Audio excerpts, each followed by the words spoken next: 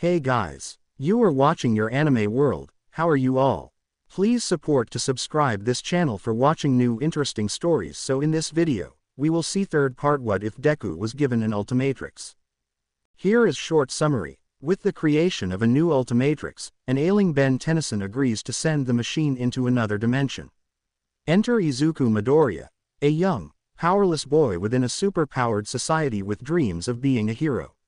Now, armed with the Ultimatrix, will he be able to carve out his own heroic legacy, or fall to the villains that want the device for themselves? But before we start, if you want more stuff like this, then be sure to subscribe and like this video. And if possible, share this video with your friends. Now let's start the story. Outside in the parking lot of the Midoriya apartment, Izuku, Shinso, Kanoko, Mina and Katsuki all stood around MK.10. Izuku looked at Shinso. Are you sure that you don't need me to drive you guys back? He asked, his breath coming out in a misty puff. I know it's a short walk, but it's pretty cold out. Shinso shrugged. Nah, I'm fine, but if Komori... He started, only for the girl to latch onto his arm. Never mind, I guess. He muttered, which caused Mina to giggle at the brunette's actions, flashing her a thumbs up. Izuku then looked at Katsuki, who had his hand stuffed into his coat. Forget about it, nerd, he growled out, making Shinso scowl at him. My folks are probably gonna stay here for Auntie Inko. Doesn't mean I wanna hang around, but, he ground his teeth before rubbing the back of his neck. Look, just, tell Pink Dreads. He trailed off and turned down the street to start walking away from the group. Just make sure she's okay, you dumbass. Izuku chuckled as Mina scowled after the blonde. Is he always like that? Yup, that's Kachan to AT. Izuku chuckled. Hitoshi gave a wide grin. You kidding? That's pretty low-key from what I've heard. He snickered as the blonde steamed. Maybe that slap Himiko gave him knocked a few things in place. I can hear you, you know. The blonde shouted over his shoulder, though not to the usual bombastic levels the vedette was used to. Kanoko shivered. He's still kinda scary. She muttered as Hitoshi unconsciously raised an arm to wrap around her shoulders. The only ones that were dressed warmly were Katsuki, Izuku and Hitoshi, even though Kanoko and Mina were wearing light blazers. The night was still colder than the norm. Honestly, maybe you guys should stay over.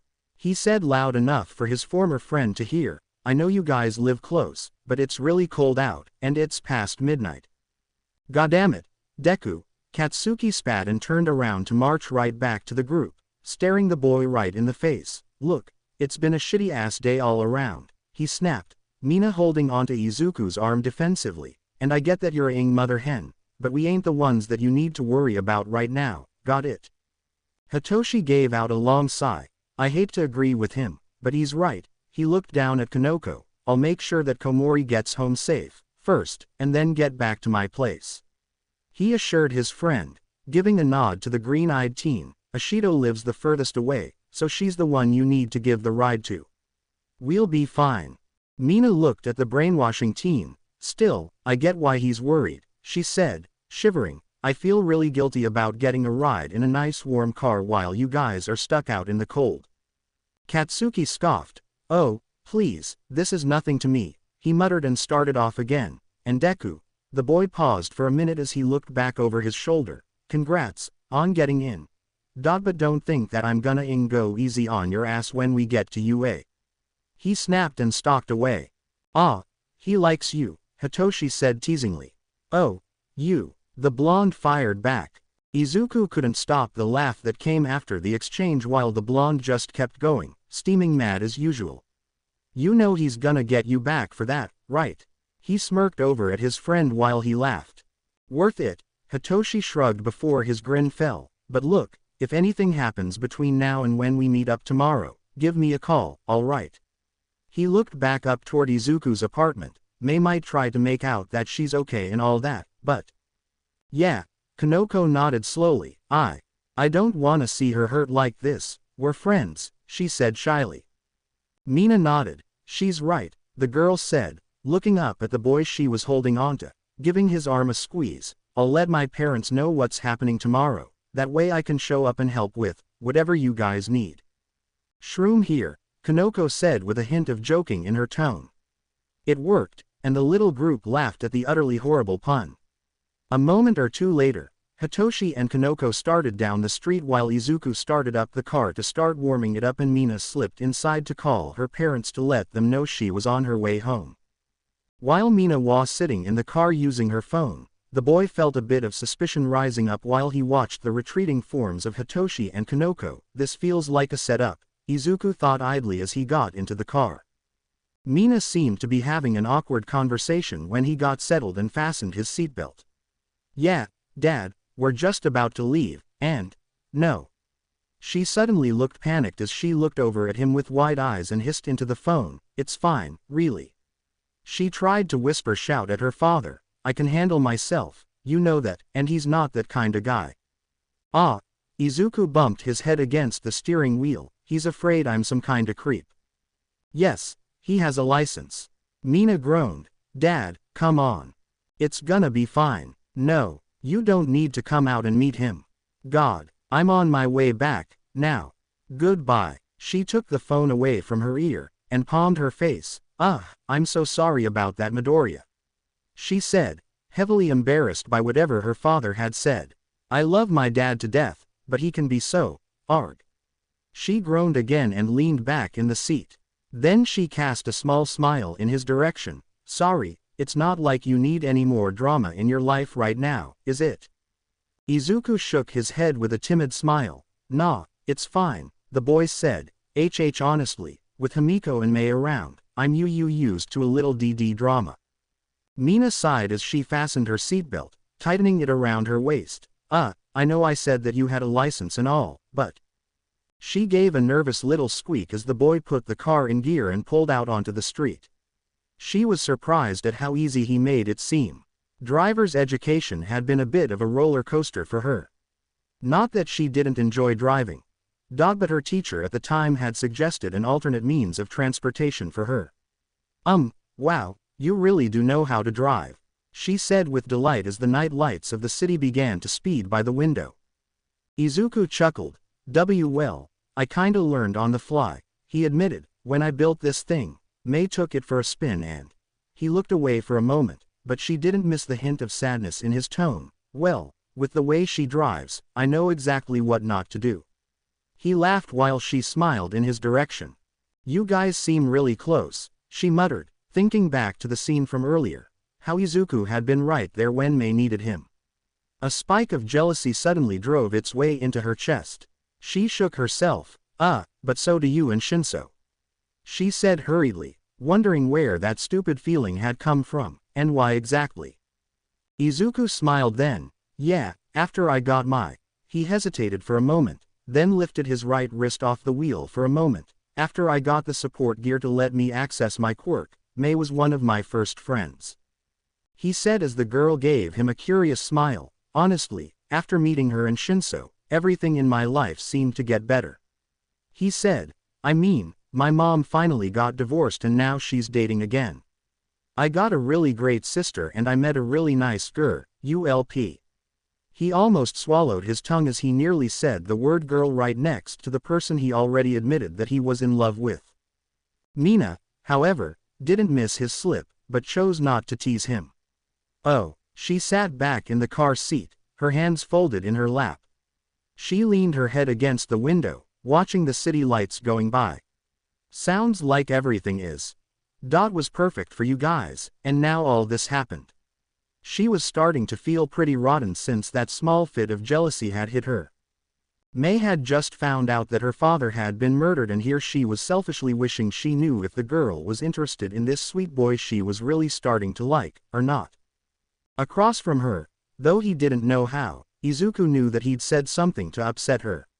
"Listen," he bit his lip as they pulled up to a stoplight that had just turned red. "I'm sorry you got dragged into this," he sighed. "I know we just met, and we're starting to get along, but he felt something warm reach out and touch his hand. Something warm, and incredibly soft. He looked over and saw her hand grasping his own gently. He jerked his attention over to the girl herself as she was leaning over for his hand. Oh, God, his heart thudded against his ribs as his eyes met hers, dilated from the dark cab, yet a soft golden glow came from them akin to molten flame. Then his eyes drifted down to her lovely lips, drawn out into a thin line, her bottom lip ed in between her teeth in a sort of pout. Shit. Mina was of a similar mindset. When she had leaned over to take his hand, it had been meant as a comforting gesture.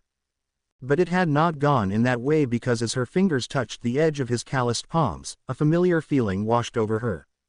That was when she made the mistake of looking up at his face, and saw the surprise in those beautiful green eyes of his that made her forget the encouraging words she had wanted to say to him. She recognized the look in his eyes, yet there was something foreign. Something she hadn't seen when other boys looked at her like that. Because when he looked at her in such a way, it made her feel weak. As though she was about to fall. A movement, his hand which she was still holding, startled her as he moved his hand from the wheel. What the hell am I doing? Izuku asked himself as he gently took hold of her fingers, and raised her hand to his lips. A small gasp escaped her when she felt him lay a gentle kiss on the back of her knuckles, the sound sending a tremor through his chest. How could such an innocent sound be so enticing? She didn't seem to mind it, however, because when he released her hand, she reached up to his face, touching his cheek. We shouldn't be doing this, was the thought unknowingly shared between them as the two leaned toward one another. Yet they were completely entranced by each other and completely unwilling to turn away as their lips came closer. The two jumped apart as the loud blare of a car horn sounded behind them. Izuku yelped as he saw that the light had turned green before almost stomping on the gas. His face felt like it was next to a furnace with how hot he felt. I can't believe it, the boy thought wildly, keeping his eyes locked on the road in front of him. Mina was also finding the window very interesting, her face flushed a deep lavender. We almost kissed, the girl thought with embarrassment. Oh God, what is wrong with me? Her heart was beating unbearably fast after the near kiss, so much so that it was hard to breathe. Hey, you mind if I crack open the window? She asked, hating how high her voice sounded as she spoke. No, Izuku squeaked, not at all.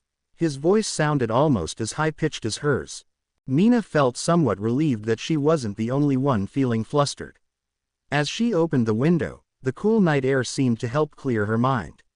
Her conscience seemed to be playing havoc with her, though, because she's seeing two little versions of herself sitting on the edge of the window, one with angel wings and a halo and the other with devil wings, a tail, and horns. Wait a minute, they both had horns, that part was normal.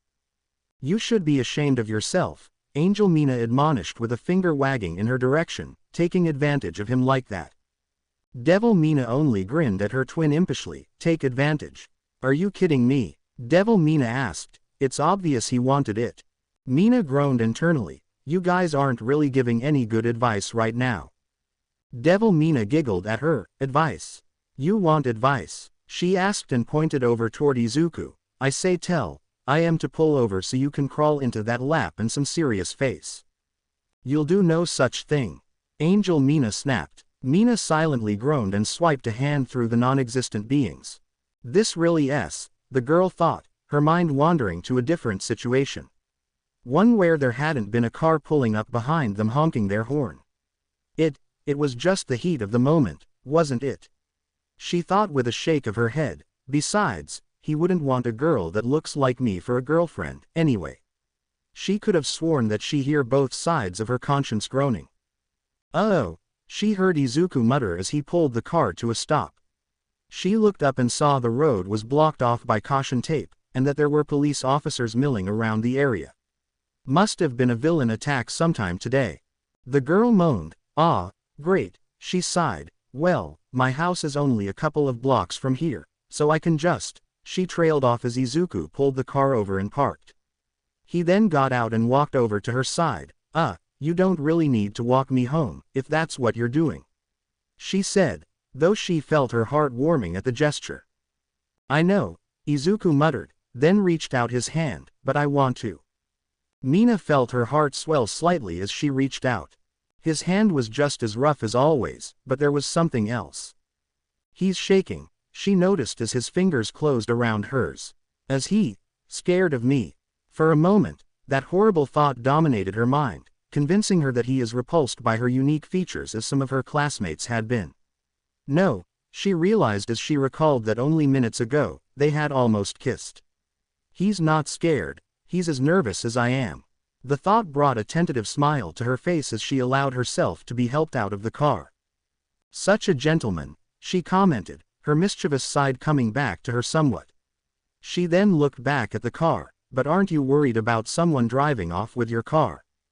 Izuku shook his head. I built it so that it only recognizes authorized drivers like me, my mom, and, he thought for a moment before he shivered all the way from his head to his toes, nope, I'm never letting May drive again. She giggled as she laced her fingers through his. Okay, then, she brought her other arm up and wrapped it around his bicep, which reminded her just how delightfully firm and muscular he was. Shall we?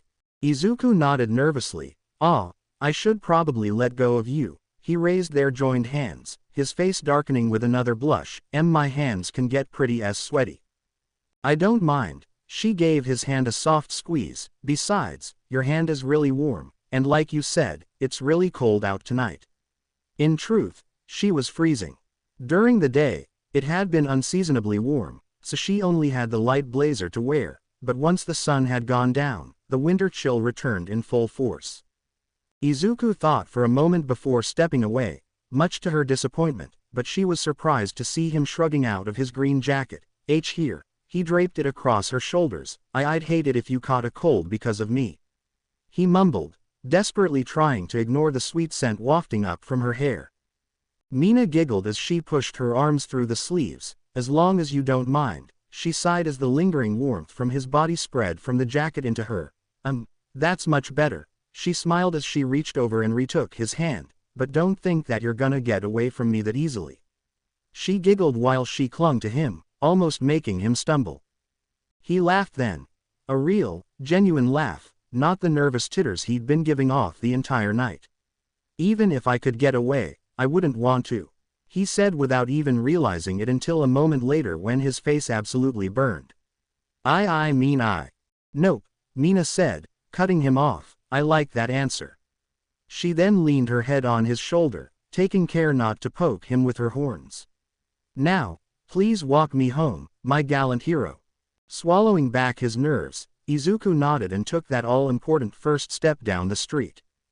Are you certain that you don't want me to stay a bit longer? Toshinori asked as Inko saw him to the parking lot. It wouldn't be a bother to me, you know.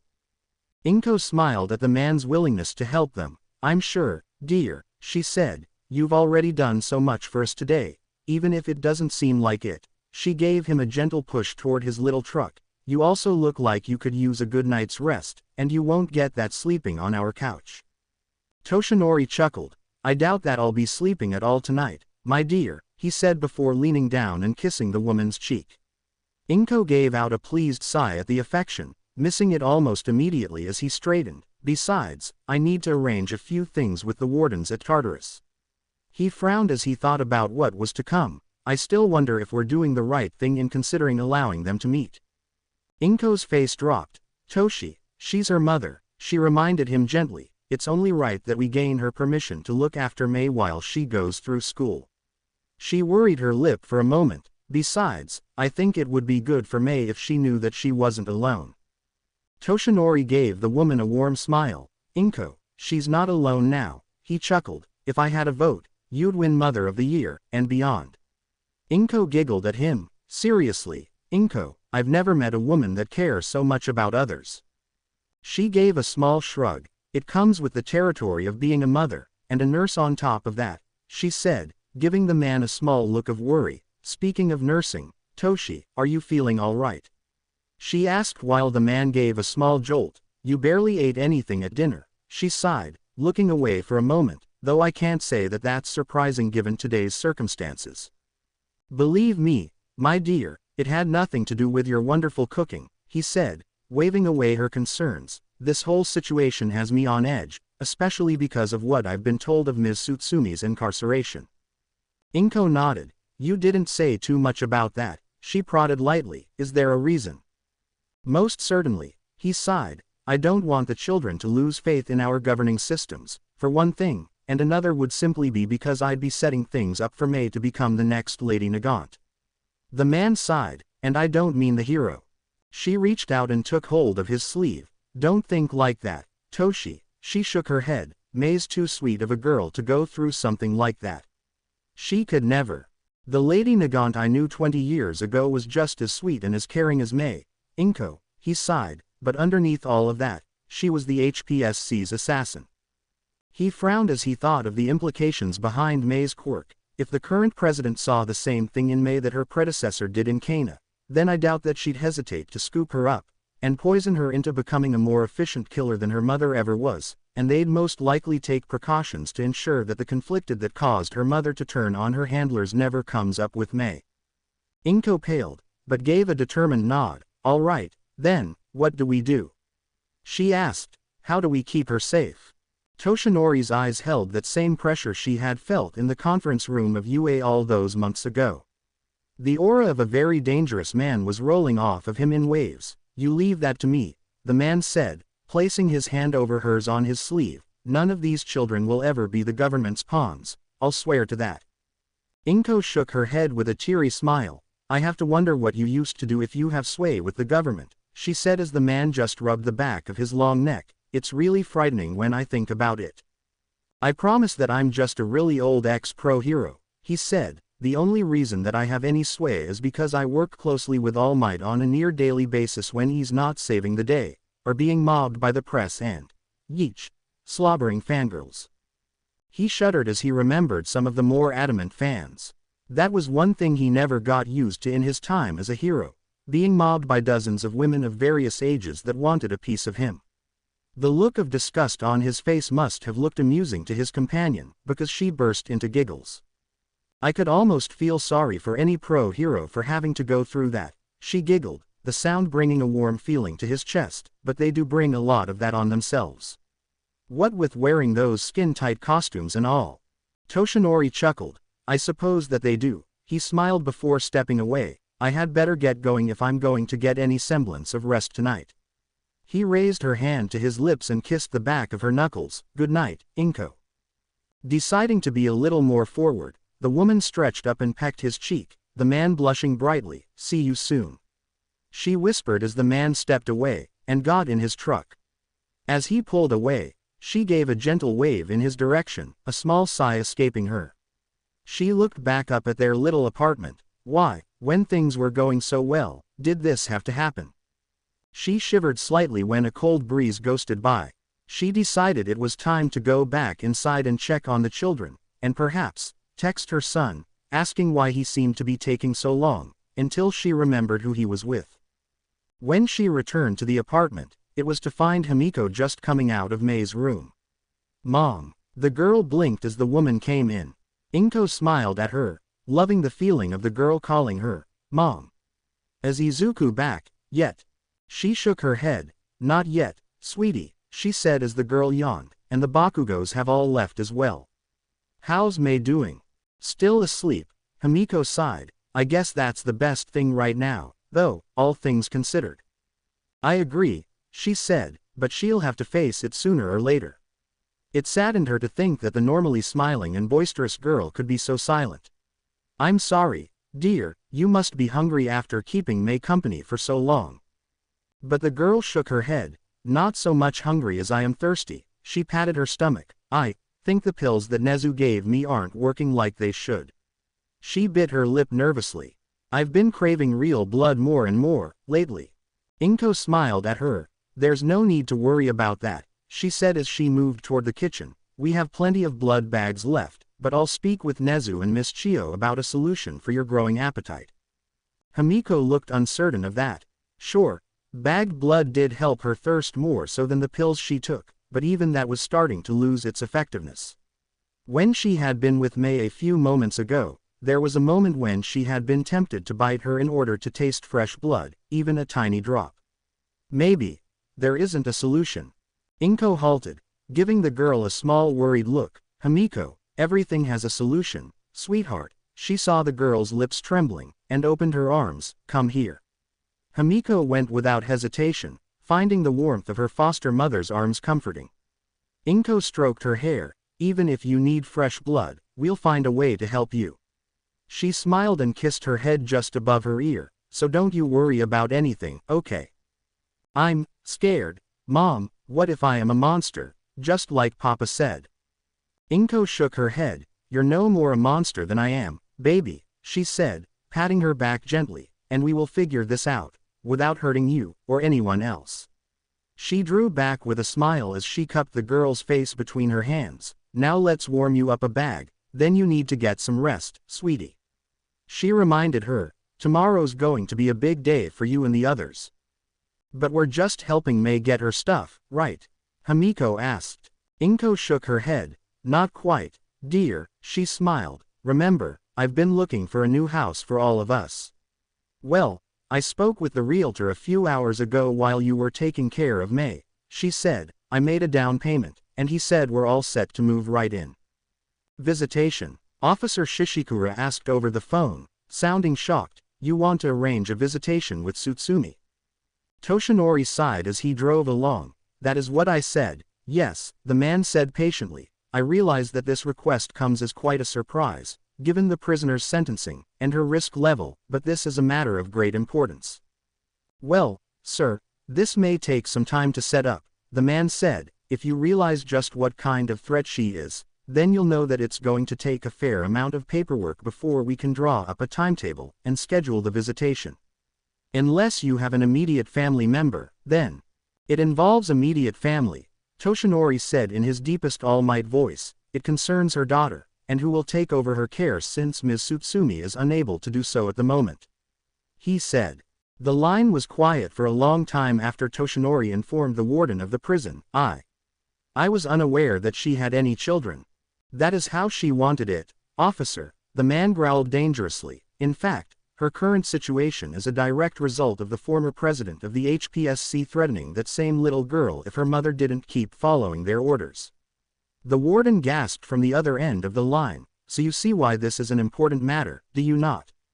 Why yes, sir, the man said. We'll take care of everything on our side of things, he said. I'll call back when everything is ready.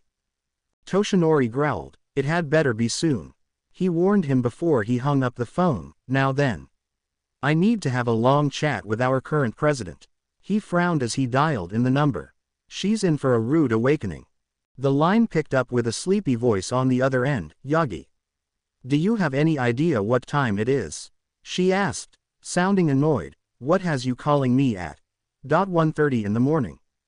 Something of extreme importance, the man said through grit teeth, and I believe you will know exactly what I'm talking about after I mention a name.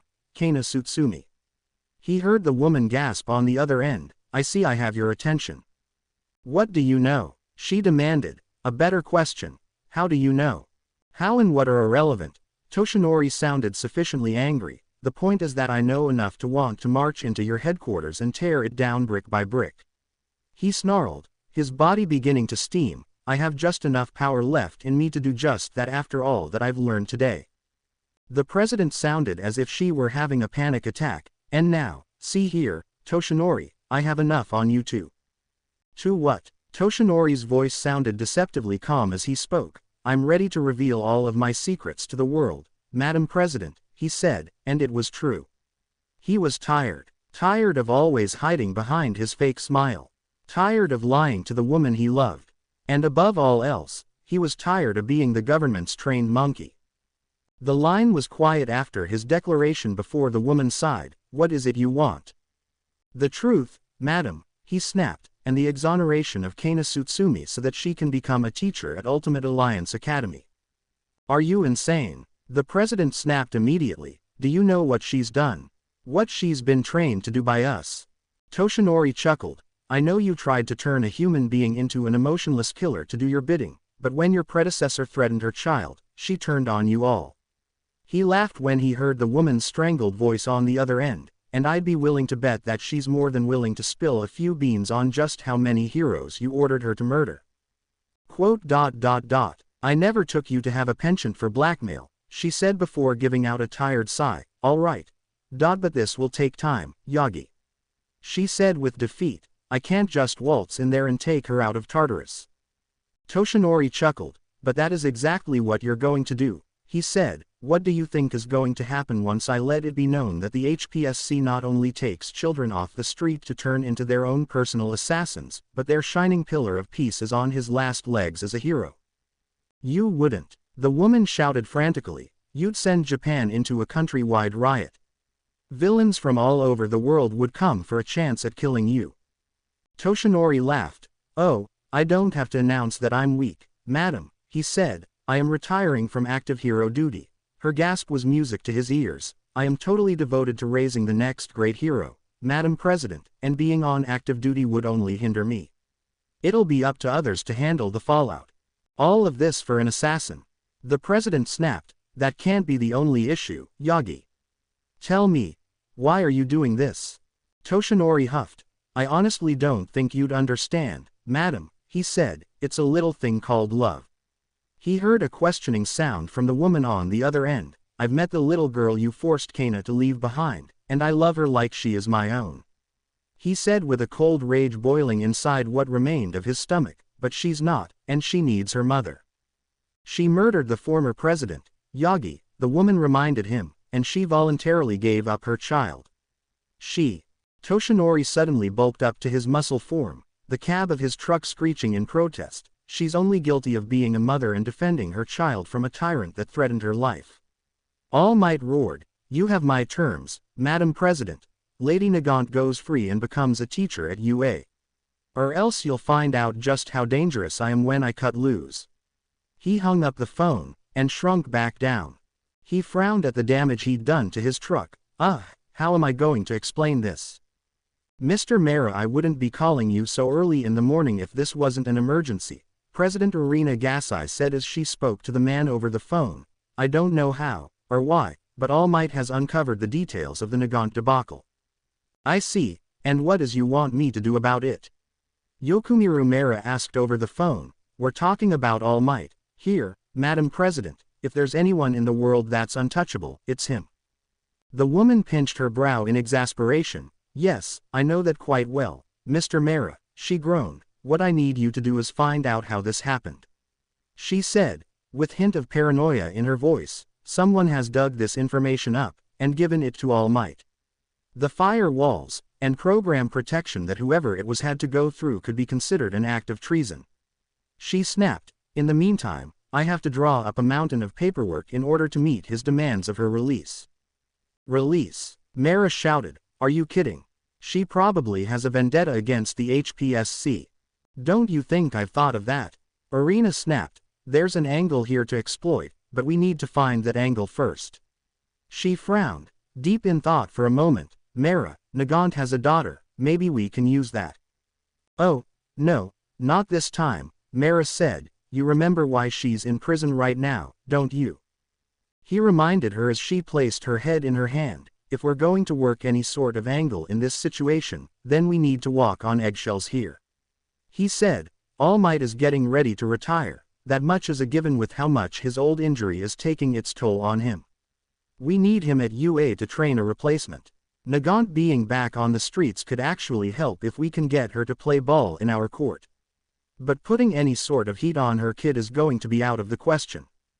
All right, I take the point, the woman frowned. All Might mentioned something strange as well. Something about love. Find out if he's found someone to settle down with, that could be something we can use. Quote. Madam, that's like walking around with a grenade that doesn't have the pin, Mera said. I can get the information, but I don't recommend doing anything with it. He sighed. I've had our golden boy looking in on him from time to time over the last few months, and I've been told that he's been seen with several children around the age of UA's first years. He may have found a successor already. I've even heard that David Shield was sighted in the Mustafar area. Irina sighed. All we need now is for him to start talking to Night Eye again, she said and heard a strangled sound from the other end. You can't be serious. They've been seen at UA together, Mera said, making the woman groan once more. Look, Madam President, for now, we should just do as the man wants, and hope that things work out for us.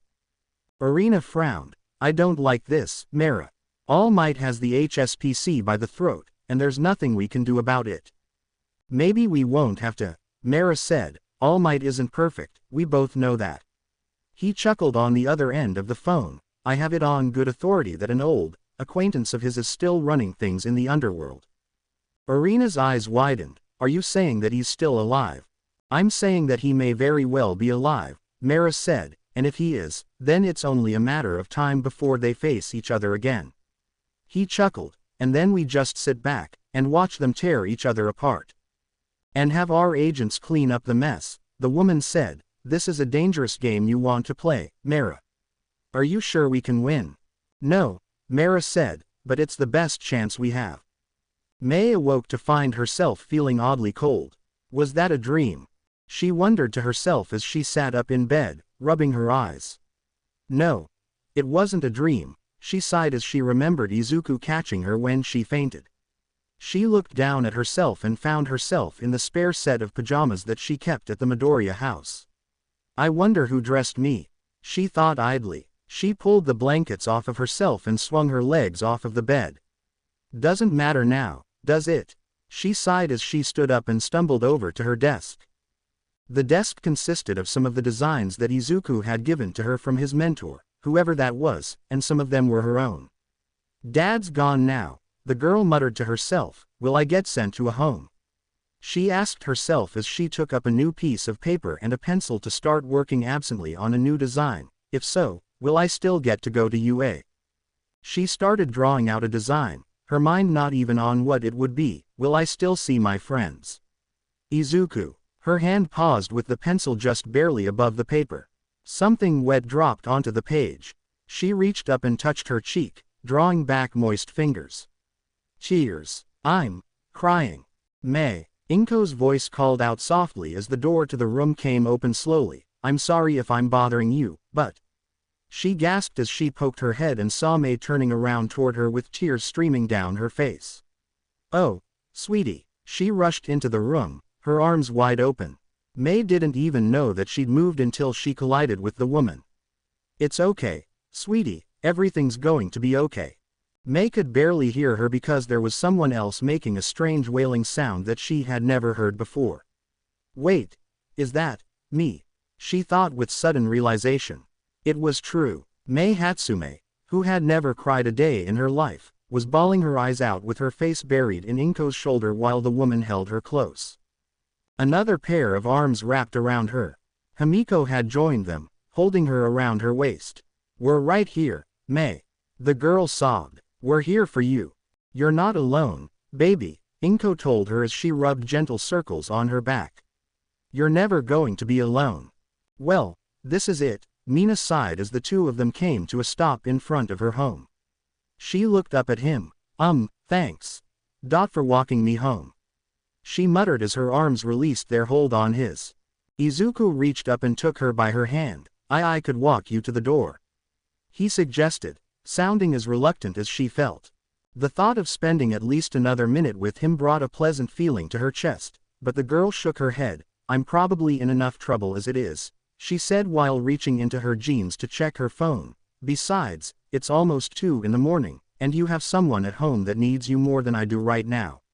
She said with a small smile at him. Hatsume's probably gonna need you way more. Izuku nodded while slowly letting her hand slip out of grasp. He spoke up, blushing hard. Could we see each other again? He asked, blushing harder while she looked at him owlishly. I mean before school starts. Since we both. He rubbed the back of his neck. She reached up and tapped him on the nose like she had once before. Midoriya, she said, smiled up at him warmly. I'd like very much to see you again, she admitted, her cheeks turning that lovely shade of lavender that he found so attractive. But you need to spend a few days with Hatsume, and I probably need to let my dad cool off. She pointed toward her house where both of them could see a large figure standing at the front step. Oh, do I need to go apologize for keeping you out so late? He asked with so much confusion written across his face that she could stop the giggles that bubbled right up out of her chest. I probably should, since it's pretty much my fault that you got home so late, and gay. She tapped him on the nose again. You're overthinking this too much, Mina told the flustered boy. My dad's a big old teddy bear when it comes to me, he just likes looking like a grizzly whenever a boy takes interest in me. Izuku laughed. Well, no offense to your dad, but he looks more like an angry cave bear. She laughed at that and gave him a small push back down the street. So, I'll call you, this time, the girl waved. Himiko already told me that you're a nervous Nelly when it comes to girls, so waiting on you to make the first move would probably give me gray hairs. She laughed while the boy's face fell. Hey, don't take it personally, I think it's cute. With sudden skip in her step, the girl came forward and leaned toward him. Izuku was used to Mei's antics enough by now to know what was coming, only he didn't stay still. When Mina stretched up on her toes, she was surprised to find his arms wrapping around her. Then he was leaning down to kiss her cheek. An innocent enough gesture, but Mina decided to do him one better. She reached up and turned his head toward her. Across her yard, she heard her dad let out an irritated sound that she was certain she was going to pay for later, but for what happened next, she would feel that it was 100% worth it. Because what was meant as only a gentle peck turned into something neither teen expected as their lips molded against each other's. She shivered as an unexpected wave of heat spread through her when the boy unconsciously led on her lower lip. The hand that had been on his cheek traveled up into his hair, her fingers threading through the fluffy locks that she had so longed to touch. She sighed as she felt his hands moving over her back, one moving to rest between her shoulder blades while the other hovered just above her waist. Her sigh turned into a giggle as the thought of him being mindful of where he put his hands since her dad was nearby. Speaking of whom, ahem, the two broke apart at the gruff and annoyed sound. Mina, her father grumbled, it's gotten extremely late, and you still have a few classes to attend this week. He jerked his thumb at the house. Inside, young lady. Now, Mina stepped out of the boy's arms slowly, knowing that her father wouldn't be that upset. Her classes had ended just before UA's entrance exams, after all, but that didn't mean he wouldn't try to put fear into into Izuku. Mina nodded before turning back to Izuku with a small wink. Don't let him scare you, she whispered loudly. Like I said, he only looks like an angry bear. Mina, the man grumbled as the girl giggled, skipping her way toward the house. The man then turned his attention the boy that wanted to scare off with everything he had, but the worried look on his face made him stop. Please don't be mad at her, sir, Izuku pleaded, sounding much like a frightened puppy. We would have been here sooner if we hadn't had to walk the rest of the way. Mr. Ishido frowned, before relenting with a tired sigh. I heard about the incident down the street, he grumbled. It's why I was so worried when she called me earlier, he said and tried to regain some of his composure.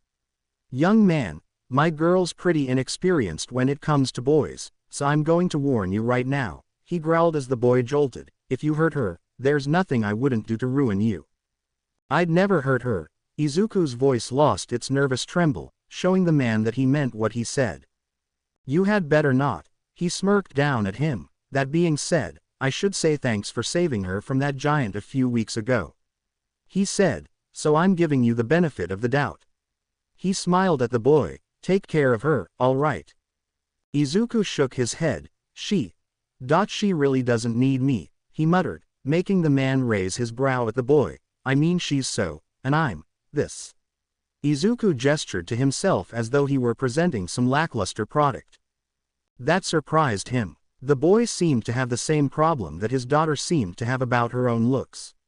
Listen, kid, and don't tell her I said this, but Mina is really self-conscious about the way she looks. Izuku looked at him strangely. I mean as a mutant, she was bound to catch a little flack about her appearance, but she outright thinks she's ugly aside from her figure. What? The boy squawked. Be you, but she's gorgeous. You see that, and I see that, but she doesn't, he sighed. There weren't a lot of mutation types in her school except this one kid that transferred out, and he was a full animal heteromorph. He said, so she hasn't seen many other kids that have serious mutations because of their quirks. She sees all the other girls in her school and wishes she had skin, hair and eyes just like them. Izuku muttered, her eyes are her best feature, though, he mumbled. That man smirked. Just like her mom, he nodded, but I'm sure that there's gonna be more mutants that look weirder than she does at UA. But she might still feel ugly. He reached out and placed his hand on the boy's shoulder. If you're a real man, and care for her like I hope you do. You'll make her feel beautiful every minute you're with her." Izuku nodded. "I will, I promise." He said, Sir. "No, you can't stay the night," the man said immediately, and the boy exploded into a muttering, blushing mess, making him laugh so hard that he couldn't bring himself to apologize. "Geez, kid, relax. I was kidding." Oh. He could see where Mina got it now. Okay, so I was thinking that, since all of my friends have basically passed the UA exams, we could have a sort of party to celebrate. He smiled at him. "Say no more, kid, just where and when?" "When? I don't know yet," he muttered, "but I recently cleaned Dagoba Beach, and I thought it'd be the perfect place." The man's brow shot up to the base of his horns. "Dagoba? You mean that huge mess of junk?" The boy nodded and the man chuckled. "Why am I not surprised? You know what, kid, I think I'm starting to figure out why my girl likes you so much." "She likes me." The man gave him a crooked smile. "Then, don't let that go to your head," he said and jerked his thumb down the street. "Now get going. It's way too late for decent fold to be out." Meanwhile, Mina's mother was having a hard time not laughing at her daughter. When she heard the girl come into the house and rush upstairs, of course she went to check on her. And she made it just in time to see her little girl throw herself onto her bed, bury her face in a pillow and scream, giggle into it while kicking her legs wildly. It was quite the sight for any parent to witness. "That good, she spoke up as her daughter jumped at the sound of her voice. "Knock, knock." She giggled while tapping the doorframe. "Ah, Mom," the girl wailed, but the smile and glee never left her daughter's face. "Oh my gosh, I can't believe that just happened," she squealed while clutching the pillow to her chest. Her mother laughed again as she glided into the room. "I thought you said you didn't like him, she asked with mirth in her voice. "That he was just a cute boy whose attention you wanted. Wasn't that what you said?" Mina pouted. "Well," she drew her legs up, "I guess I changed my mind." Her mother let out a loud belly laugh that echoed throughout the entire house. "Oh, something changed all right, sweetie." She wiped a stray mirthful tear from her eye. "Now, before your father comes in and attempts to read you the riot act," she reached out and placed her arm around the girl's shoulders. "Tell me everything." She had a wicked gleam in her eye, just as Mina did whenever she decided to tease someone. "That's a really nice jacket, by the way." Mina just blushed when she realized that she was still wearing Izuku's jacket, before she broke down and told her everything that happened after leaving the Midoriya home. By the time her father came up to give her a piece of his mind, he found he was far too late, since his wife and daughter were rolling on her bed with laughter, and happy, embarrassed squeals in Mina's case. When Izuku returned to his apartment, he was absolutely dead on his feet, the clock on his radio reading that it was just 10 minutes before 4 o'clock in the morning.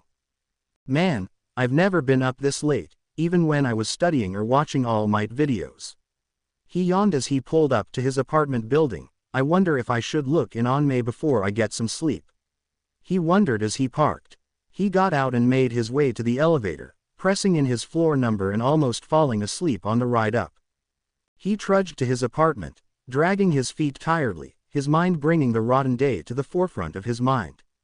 Despite the horrible news that the day brought, at least he knew that May would be all right, he hoped.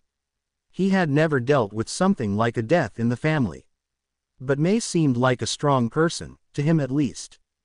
It did make him feel like a dick because his day seemed to be going so well. "What a kiss," the boy muttered happily, reaching up to touch his lips where he could still feel Mina's.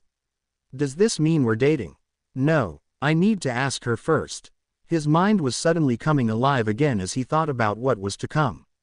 "I need to get everything ready for the party, too. That'll make May feel better, I bet," he thought happily as he reached out and opened his door. Izuku quieted down as he expected his family to be asleep by now. But that wasn't the case. There, sitting on the couch, was May. She looked up at him as he came into the apartment. Hey yourself." Izuku smiled at her, taking note of the dark circles beneath her eyes. "Can't sleep?" May shook her head. "No. She looked down at her lap. "Mama Inko said I have a mom." Izuku nodded. "Yeah, Mr. Yagi told us a little about her," he said as he went to sit on the couch next to her. He didn't say much, but she's in prison. Mei cut him off with a look. Izuku, my mom's a criminal, she muttered. I know there's different stuff going on, but She looked at him with panic. They're gonna put me in a home, aren't they? What? Izuku paled. No, of course not. Mom wouldn't let them do that to you. Mei frowned. You're sure? Mama Inko and Himiko said everything would be okay, but, she sighed and returned to looking down. Himiko said you were with Mina. How'd that go? She asked, feeling a little empty as she asked.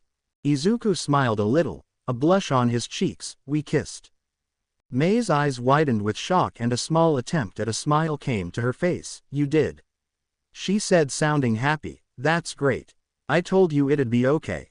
She said to him with a weak version of her usual grin. Now you just. Mei. Izuku's tone got her attention immediately. I said we kissed, he said, not that we're official. Mei felt a sudden wave of relief. Oh, so. Why not? She asked. Mei, cut it out, Izuku said. I used to wear smiles faker than that on a daily basis. He told her as he pointed at her face. Her face soured and she slapped his hand away. So why don't you tell me what you really want to say? Mei turned away from him, crossing her arms over her chest. What? You want me to cry? She demanded. Got news for you, buddy boy, I already did that. Crying is the last thing I want you to do, Izuku said with a frown at her sudden attitude. I just want you to talk to me, Mei. He said as the girl turned her head slightly. Don't bottle whatever it is that's bothering you. I did that, it doesn't work. Mei sighed for a moment. Yeah, sorry. I just figured something out really recently. She turned and settled her back against the couch. I figured out that I'm pretty damned ed up. Izuku looked at her, waiting for her to explain. She took a breath. Remember when I said my dad and I weren't exactly close? She asked and the boy gave a slow nod. I wasn't kidding. Yeah, we talked every so often. He kept me fed, made sure I had clothes and a roof over my head. We even had a few nights we ate and talked together. She shrugged, but that was it. Her head dropped to her chest. I loved him, of course I did, he was my dad, but, she looked at him, and the tears finally started to come. I didn't faint because I was shocked about losing him. I fainted because I was scared. Scared of what? Izuku asked. Of being sent away. I told you that Mom wouldn't let that happen. Mei shook her head, a tear rolling down her cheek. It wasn't the idea of being sent away to live in a different home that scared me, she sighed. I figured it out after I woke up. I was scared of losing this. She gestured to the apartment, and then looked him dead in the eye. How ed up is that, Izuku? My dad gets murdered, and I'm more afraid of losing you, Inko, Yagi, and Himiko, the family I always wanted over the family I had. Her face reddened, and I guess as long as I'm being honest, I figured out that I was in love with my best friend. Izuku nearly slipped off the couch. Yeah, Mei sighed as Izuku righted himself. That was pretty much my reaction before I started bawling my eyes out in front of Inko and Himiko. She said with shake of her head. I thought I was just, that we were just. Her cheeks turned darker than her hair. Here I was pushing you toward this other girl, and she's great. She assured him. I like her a lot. And that's saying something since we haven't spent that much time together. Then why did you? Izuku faltered, his heart hammering into his ribs. Mei.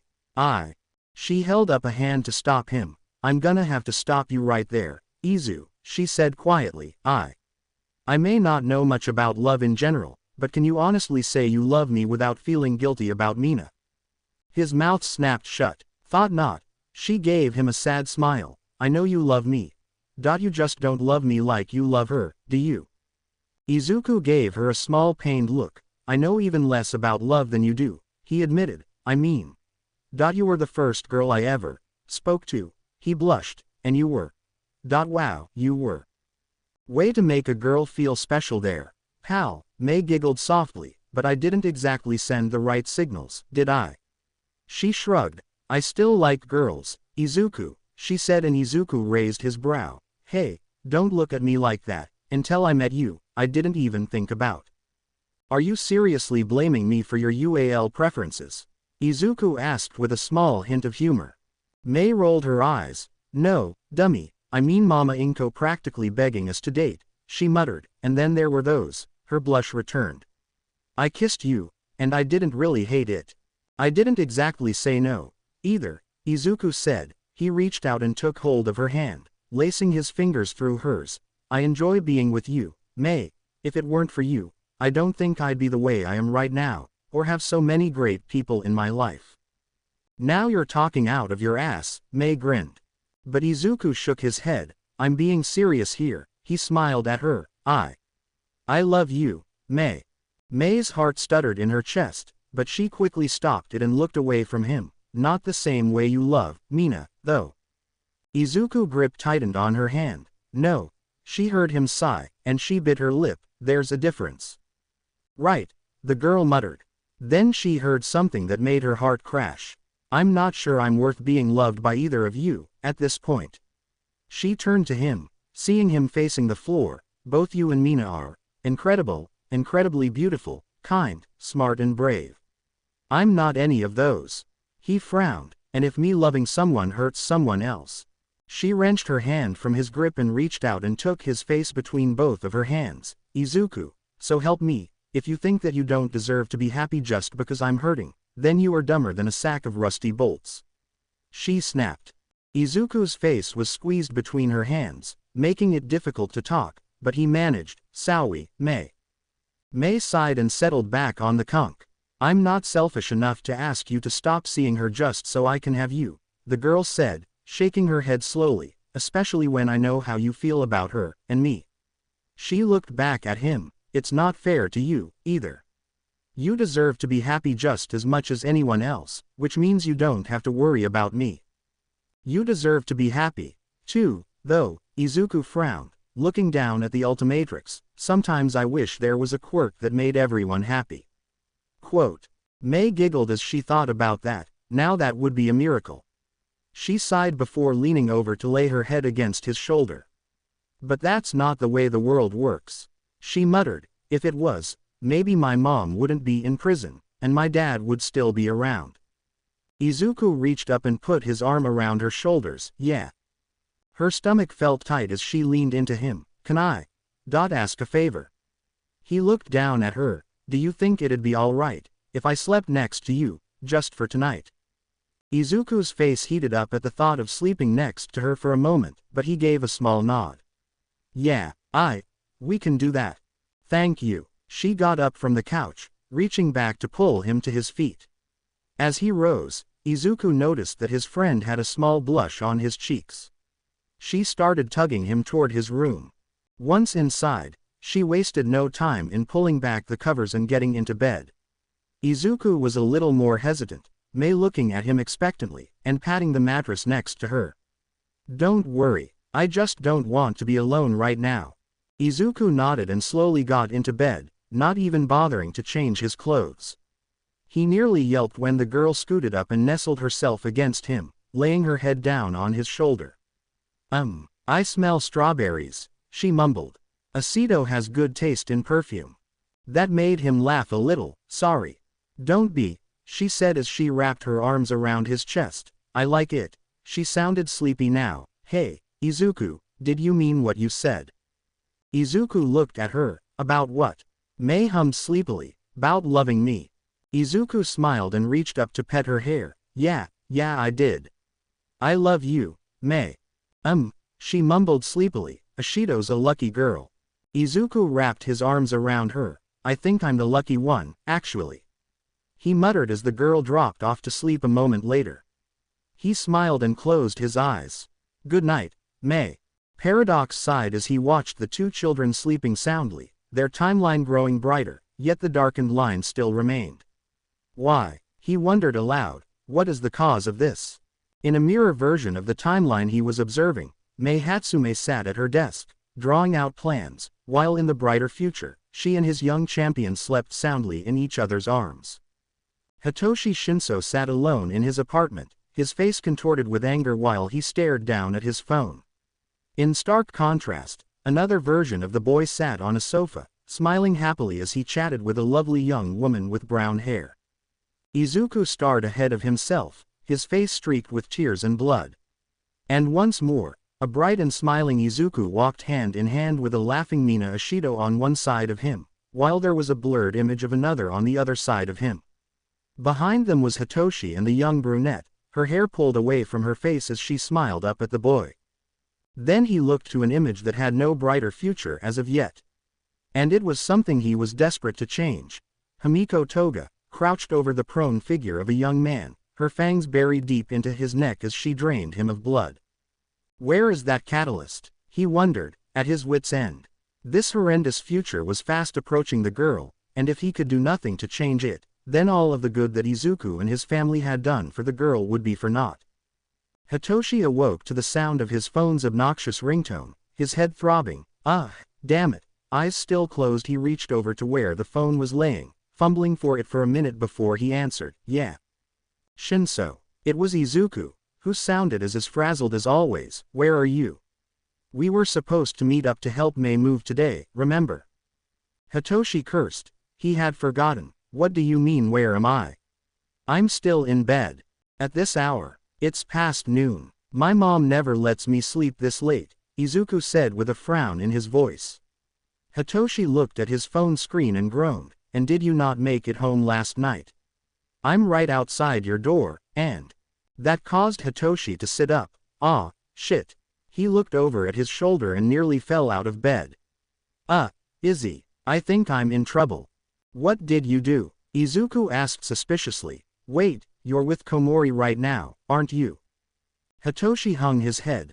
The reason he had nearly fallen out of bed was the simple fact that he wasn't alone. Kanoko Komori, the sweetest girl he had ever met, was sleeping soundly beside him. At least it doesn't look like we did anything, he thought to himself as he noticed that he still had his boxers on, while Komori was stripped down to her bra and panties. French lace. Girls got class, he thought idly before he gave himself a mental slap. Yeah, can you pick up some clothes for me while you're there? Hitoshi asked with a little embarrassment. He's under the welcome mat. He heard Izuku laughing on the other end of the phone.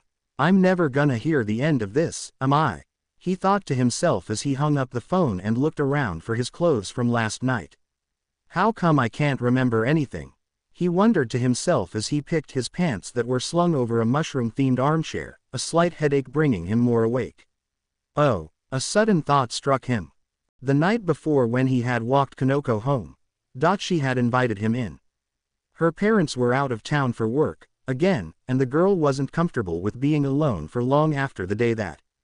Hitoshi saw no reason to refuse, his slight crush on the girl having grown as of late, and sat with her for a little while. His crush, as he found out, was mutual.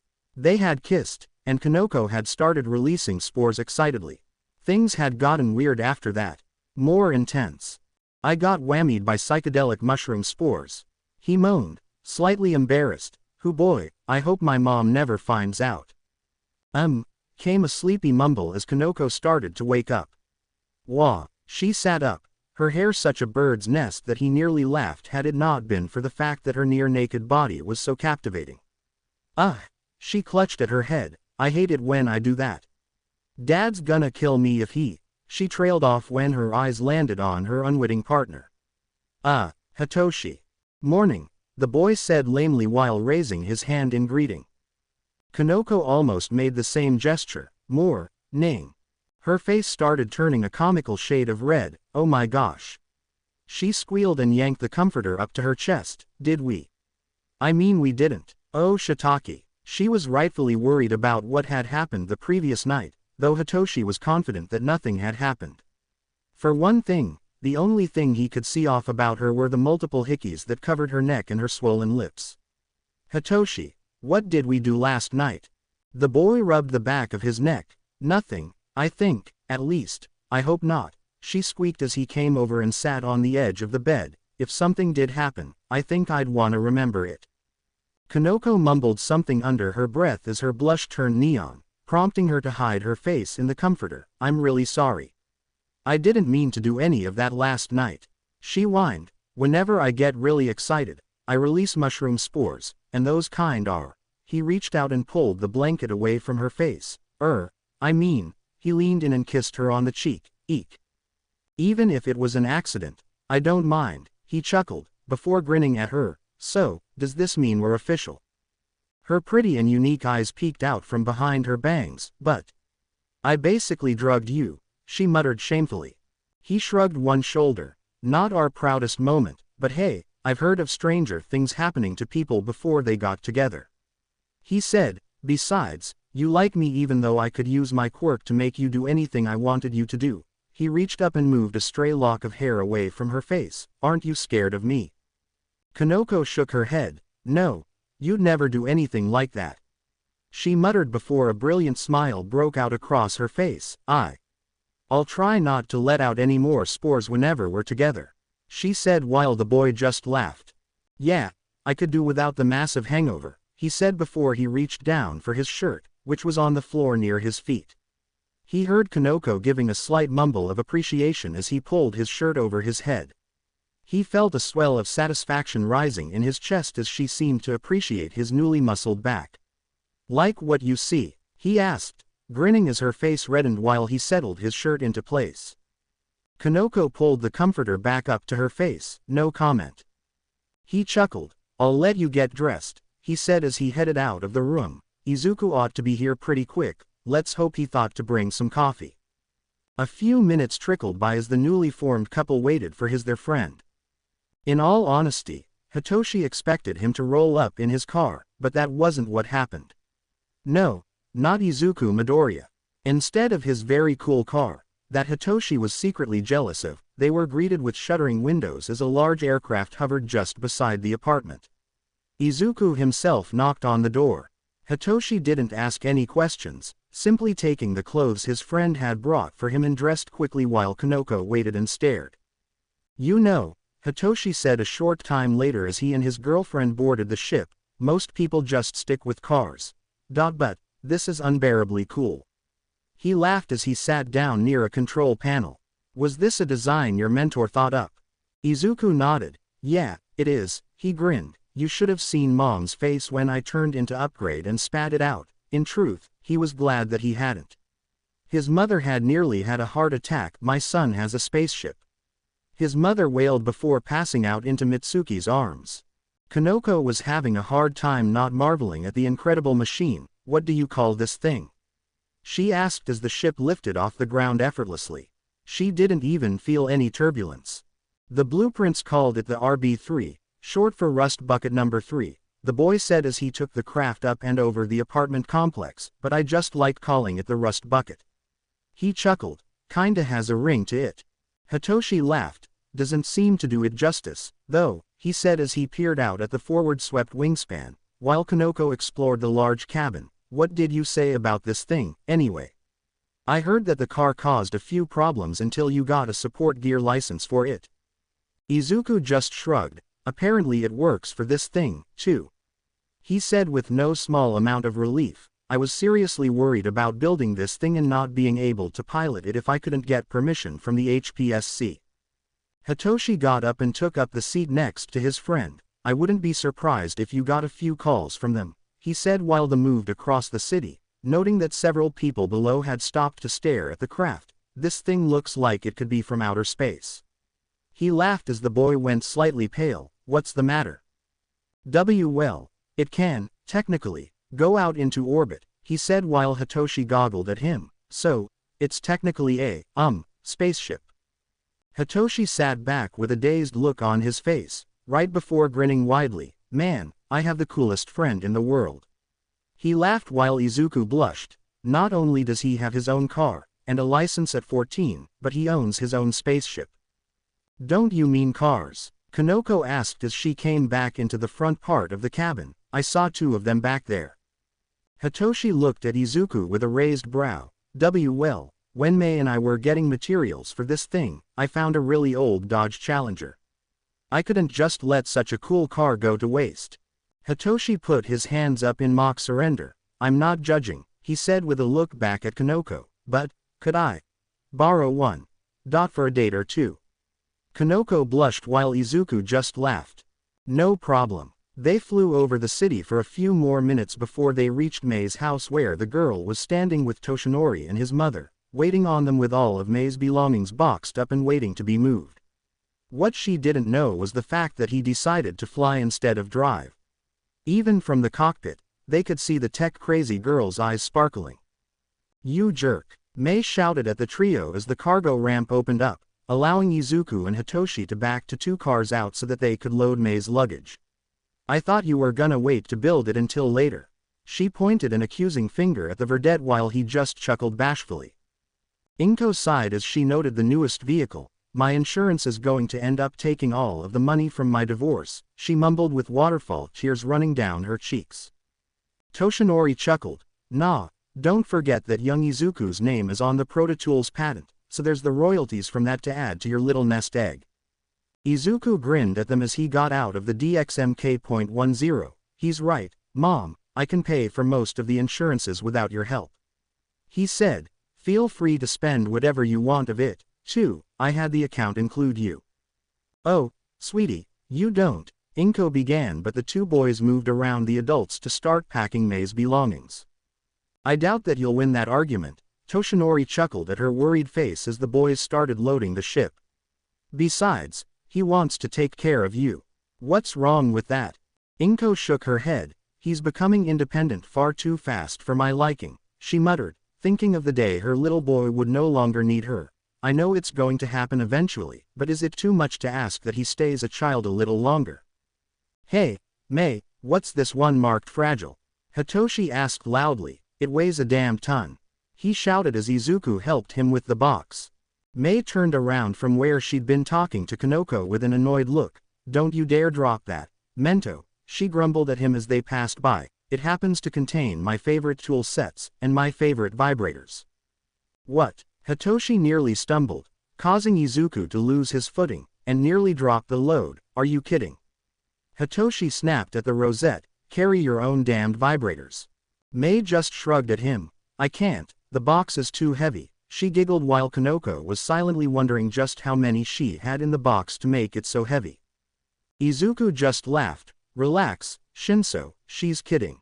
I think," he mumbled the last part. "Besides, the last time I was here, I only found one by accident, and that was because it looked like a tube of lipstick." Kanoko giggled. "Seriously?" She looked at the nodding May as she gained a huge grin on her face. "You should have seen the look on his face when he turned it on," she laughed. "He couldn't drop it fast enough." Toshinori smiled at the children. "At least May seems better than when I last saw her." Inko nodded. "Izuku told me something this morning before she woke up." He looked at her with interest. "She wasn't so much upset about her father, which she thinks makes her a horrible person, but more afraid that she would lose the rest of us," she said with a small look of sympathy. "He told me a few other things, but that was her biggest concern." She sighed deeply as the man wrapped an arm around her shoulders. "To a point, I can understand where she's coming from. I've seen a lot of disorders as a nurse, and I'm suffering from something myself, but this is new territory for me. It just means that she needs you right now," Toshinori said, letting her rest her head against his bony shoulder. "They all do, really." He sighed as he looked at the group. "I hate to admit this, but I did some digging on the others after Himiko joined your family." "Oh," Inko looked at him quizzically. "Yeah," he nodded. "Turns out that Shinso's parents are terrified of him because of what his quirk can do," he muttered as the boys kept loading the RB3. "It's why he chose not to live with them, and hasn't for the last 3 years." Inko looked at the man in shock. "He's a good kid, too, a model citizen with dreams of becoming a hero. But a quirk like his is quite frightening to those that don't know him." Inko huffed. "I'd like to slap some sense into those idiots." "Get in line," Toshinori grumbled. Young Uraraka was a surprise, too. Her parents run a construction company, but they've been so short of work lately that they're on the verge of bankruptcy, but in all this time, they spared no expense for their little girl. He smiled. "I've never seen anyone aside from you that cared so much for their own child."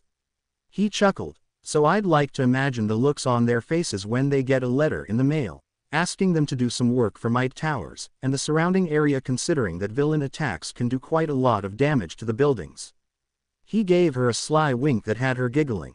"Oh, you're such a dear." Inko smiled at him while Izuku came by with a smaller box in his arms. "Izuku, dear, I know it's a bit of a rule bender, but why not transform into that four-armed mutant?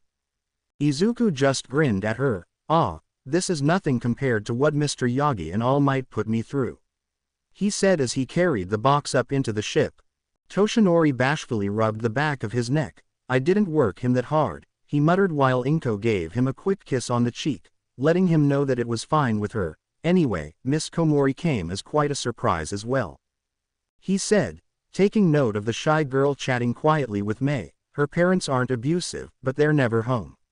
He shook his head sadly, and her father, while not cruel, was reported to be quite harsh with her because her quirk produces mushroom spores from some of the more dangerous varieties. He sighed. As I said, while not cruel, his punishments were rather harsh for a girl that's still learning how to control her quirk. Inko nodded in understanding. It must be why she seems so shy, she lamented as the girl moved to help Hitoshi with a particularly heavy box while Izuku and Mei struggled with another. But I think Shinso will be good for her, just like she seems to be good him. She giggled while the two were talking animatedly. Toshinori chuckled for a moment before something caught his eye. A flash of white disappearing around the corner of Mei's house. There was a sound of a window sliding open, and a strained, childish grunt as someone entered the house. Something wrong, dear? Inko asked as the man's attention seemed diverted from the moving process. He shook his head. I'm not sure, he said before turning to the children. Young Midoriya, young Shinso, I need you for a moment, please. Izuku and Hitoshi had just come back out of the RB3 when the blonde called out to them. They looked at each other for a moment before hurrying over to their mentor. Toshinori gave the boys a silencing gesture before whispering, I'm not 100% certain, but I think someone just entered the Hatsume home. Izuku looked shocked while Hitoshi reached for the proto-tool he carried in his pocket. Now, I'm hoping that there's no need for that, he said with a calming tone. I think that it was a child, but as I said, I can't be certain. They wouldn't find much, Mei said, having overheard them, and I don't know of any kids around here that have a habit of breaking into houses. She frowned as she looked back at her house, using her quirk to look through the windows. She adjusted her sight, the crosshairs changing position in her eyes. It's a kid all right. She frowned, letting her quirk power down. I saw a small heat signature hiding in the kitchen. Izuku looked at her. I didn't know your eyes worked like a thermal scope. Only if I focus really hard, she told him while she reached up and rubbed her left eye, plus it gives me one hell of a headache. She explained before turning to Toshinori. It's a pretty small kid, too, either very young, or really thin. She told the man, and it looks like they're scared, like terrified.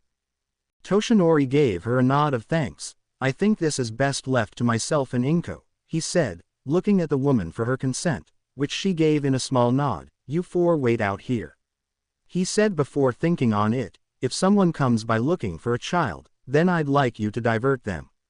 If this child is running scared, then I doubt that anyone looking for them has their best interest at heart. Izuku frowned before looking over at Mei. I've got some spare proto-tools in the rust bucket, he offered, a small look of concern going in Kanoko's direction. The shy girl vigorously shook her head. Thanks, but no thanks, shroom, she yelped. Mei, however, had no problems whatsoever taking her friend up on his offer and went to retrieve one of the weapons. Toshinori waited until the girl returned before he offered his arm to Inko. Shall we? Inko rolled her eyes yet took hold of him anyway before the two of them went to enter the home. Izuku and Hitoshi frowned, the former looking down the street for any sign of a pursuer.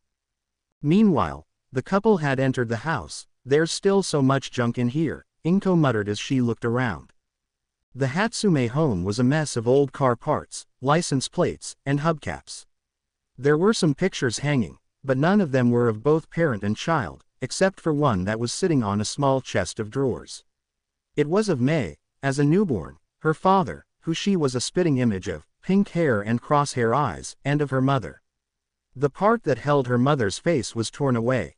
Well, they are, or rather were, a family of mechanics, Toshinori reasoned, his eyes rovering across the front room, though, I do hope that whoever this child is, he or she doesn't find anything dangerous. Inko worried her lip. Mei's inventions aren't always dangerous. Before they moved any further into the home, a small sound came from the kitchen. Toshinori gestured with his head while Inko nodded. "You'd best let me handle it," she whispered. "No offense, dear, but you might scare her." The man just chuckled and gestured for her to go ahead of him. The two of them hadn't bothered taking off their shoes when they entered the house, not with it being such a mess in the first place, so her heels were clicking on the floor as she moved, even though she was trying to take things slow. The kitchen, like the rest of the house, was a mess with pots and pans littering the countertops. There were a few scraps of newspaper on the floor, and the woman saw that one had a small footprint made on it with grime. The child, an extremely small child, was barefoot. What sort of a person lets a child run around in the dead of winter without any shoes on? She wondered, kneeling down to examine the print. It was extremely small, which meant that the child, if she were to guess, was no more than 4 or 5, perhaps 6 if the child were mistreated or thin. She looked down at the cupboards beneath the counter, and caught sight of a small corner of white fabric. She crossed the short distance to the cupboard, and knelt down in front of the door. "It's okay," she said in the softest voice she had, causing the child inside to let out a small sound of alarm. "You're safe now." The corner of the child's clothing was suddenly pulled inside. "You don't have to be afraid," Inko tried again. "No one's going to hurt you." "No," came a quiet whimper. "He'll find me. He always finds me." Inko looked over her shoulder to where Toshinori was hovering and saw his face hardening with anger. She turned back to the cupboard. "He won't find you now." She promised the child. She couldn't tell if it was a little boy or girl, yet. "We can take you somewhere he'll never find you." "It won't work," the child whimpered. "I tried going to the police. They took me back to him." Their voice trembled. "He hurt me." Their voice turned to panic. "And he hurts anyone that tries to help me." The child sounded like he or she was having scuttle further into the cupboard. "He makes them come apart, and it's all my fault. It's always my fault." The child was sobbing now, and Inko could almost picture the face of a frightened little girl hiding just behind the door. The woman reached out and slowly began to open the cupboard. Inside, her body trembling with fear, was a thin little girl. Her tiny hands were covering her head of white hair, and she thought she could just make out the tip of a horn peeking out above the top of her head. Inko ached to hold her. She turned around and gestured for Toshinori to duck back out of sight, which he did, just barely peeking out from behind the wall. She then turned her attention back to the little girl. "He won't hurt you again," Inko promised softly. "I can take you far away from him." The little girl turned her head slightly, revealing that she had eyes the shade of ripe red apples. She held out her hand to her. "Will you let us take you somewhere safe?" "No police?" the girl asked fearfully. Inko nodded. "No police." Inko knew better than to reach out for her any further.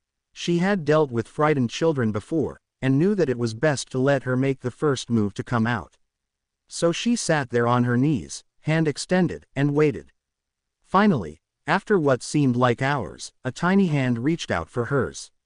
Inko choked back a sob at just how thin and frail it was, almost feeling as though her skin was rice paper, while her bones were glass. Slowly, the little girl crawled out of the small cupboard, allowing her to see just how gaunt she was. Her eyes were still trembling with fear as the woman began to draw her into her arms. "My God, she feels so light," she thought worriedly. How could anyone do this to such a small child? As much as she wanted to cry for the little girl, she kept up a smile, and held back her tears for her sake. The little girl shivered and leaned into her, finding the strange woman's warm arms comforting. Inko let her head lay on her shoulder, which seemed to relax her enough that she dropped off to sleep in a moment. "Toshi," she called out softly, the man sticking his head out from behind the wall. "I think we need to get her to Recovery Girl," she said as the man's phone appeared in his hand. "Do you think she'd mind?" Toshinori looked at her with a small smile. "You know she wouldn't," he said in a hushed tone. "In fact, I think she'd be upset that we didn't ask for her help." He said before his face turned serious. What she said about the man that's apparently been abusing her, about him making them come apart. Inko was quick to catch on. "You don't think May's father?" she hissed while the man nodded. "Oh, dear Lord," she muttered as she rubbed the little girl's back unconsciously. "Then we should let your friend know." Night-Eye, wasn't it? I agree, Toshinori said as he began scrolling through his phone, but after this child has been properly cared for. Himiko shivered as she laid on the table, a bright white light practically blinding her as her body was scanned. I can't believe that you have a fully functioning hospital under the school. She muttered as Chio sat at her monitor. Is all of this really necessary? The elderly heroine chuckled. Honestly, I truly hope not, she said as she checked on the girl's vitals. You see, while Nezu has high hopes for the future of this society, he also believes in being prepared for the absolute worst-case scenario, all-out war. Himiko turned her head away from the light. War. Now, try not to move, Chio told her as the girl turned her head back around. And yes, war. It's not something that we have had to worry about in quite a long time, she sighed tiredly. That's one of the benefits of being a superpowered society. Wars aren't fought on battlefields anymore, but in the back alleys and old warehouses where dastardly villains like to hang around. The scanner let out a loud sound and powered down. You can get down, now, dearie, she smiled as the girl sat up and swung her legs over the side, pulling the hospital gown below her knees. Now then, you'll be happy to know that, since we've been able to treat you for the side effects of those horrible drugs, your mental health seems just fine. The girl sighed in relief. However, she perked up fearfully. I've noticed something with your blood work. She picked up a clipboard and began reading. You see, dear, while your quirk requires you to regularly ingest blood, you have a smaller, second stomach that's about the size of a, not very large at all. Add to the fact that you were starved for so long, the secondary stomach is shrunken to the size of an egg. Then why do I keep craving so much blood? Himiko asked fearfully. I drink at least 4 bags of blood a day. If it's that small, then. Calm down, dear, I was getting to that, the nurse said in a patient tone. Now, as I was saying, while your quirk's secondary stomach is getting all the blood it needs, it seems that, since your body has an actual need for blood, she took a deep breath and let out a sigh. Himiko, my dear child, you've developed a rare form of porphyria. Himiko cocked her head. What's that? Chio sighed again. It's an old disease that's normally genetic, she explained, but since the rise in quirks, a strain of the sickness developed in individuals that, like yourself, needed blood for their quirks to be of use. Himiko looked at the woman and gave her a small timid smile. You don't have to beat around the bush, you know, she said as the woman looked at her. Just, tell me what's gonna happen to me. Chio smiled at her. Sometimes I forget just how strong you can be, she said to the girl. Porphyria is a disease that causes the body to crave blood. My dear, she continued as the girl went pale, and, given that this is the strain that arose from those with vampiric quirks, your body now needs blood as more than just a component for your quirk. You'll need it like you need food and water. And it's only going to get worse, isn't it? Himiko asked with a tremble in her voice. Let me guess, I caught this because my parents wouldn't allow me to drink any blood. Chio shook her head. That is a large factor, dear, but not the entire problem. She got up from her chair and walked over to the girl, taking her left wrist in her hand, and turning it over so she could see the scarred flesh there. This, however, was another part of it. She said, while I know you were just trying to sat your thirst, most people with vampiric quirks who drink their own blood will often develop this disease. Can it be treated? Himiko asked. I mean, if I keep needing more blood. Chio patted her hand. There are treatments, dear, and they can be taken over long periods of time, or we can outright treat you for the disease, she told the girl, but this type of porphyria is very stubborn, and may never be fully cured given how long you've probably had it. Himiko said nothing as she felt her heart sinking into her stomach, already craving another bag of blood after the 3 she had already had before coming to get checked out. Is there a chance that I might hurt someone? She asked, thinking of her new family. Chio frowned and looked back at her charts. There is a chance. But that's only if you've gone too long without partaking, or your medication. She said, and I'll have that ready by the time that.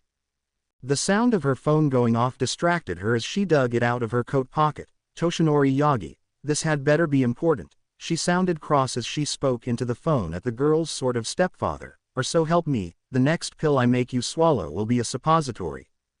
Himiko giggled as that mental image entered her head. She could just picture the look on the man's face. Ask him how the move is going. Himiko put in. The woman laughed. Himiko wants to know how the move is. What? Chio suddenly burst out angrily. Is she all right? No visible wounds, she demanded, sounding more like the former heroine that she was.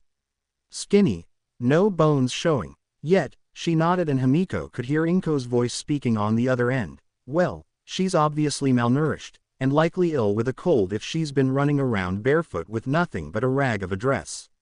The woman looked increasingly angry. All right, bring her straight to me. Don't even stop to call Tsukauchi, come straight here.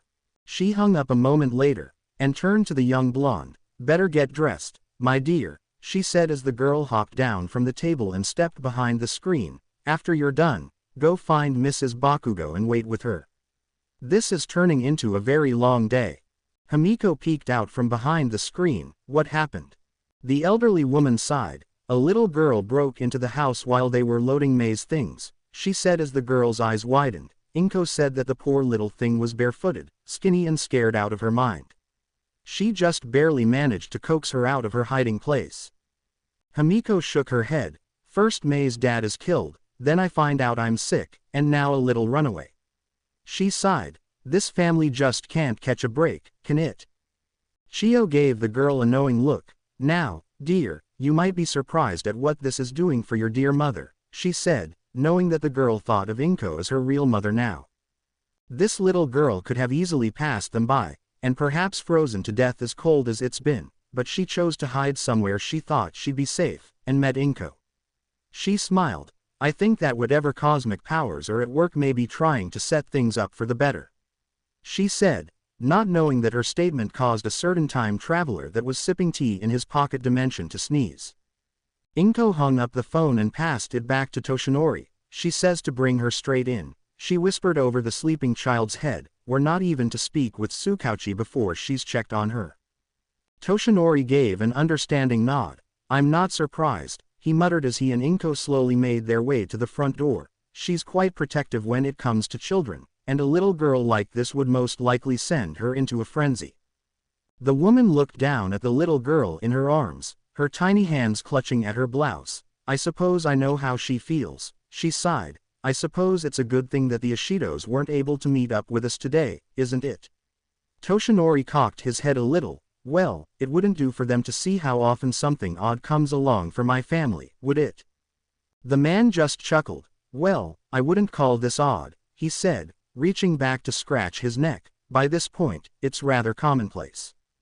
Oh, you. Meanwhile, the children were keeping a strict vigil outside of the empty home.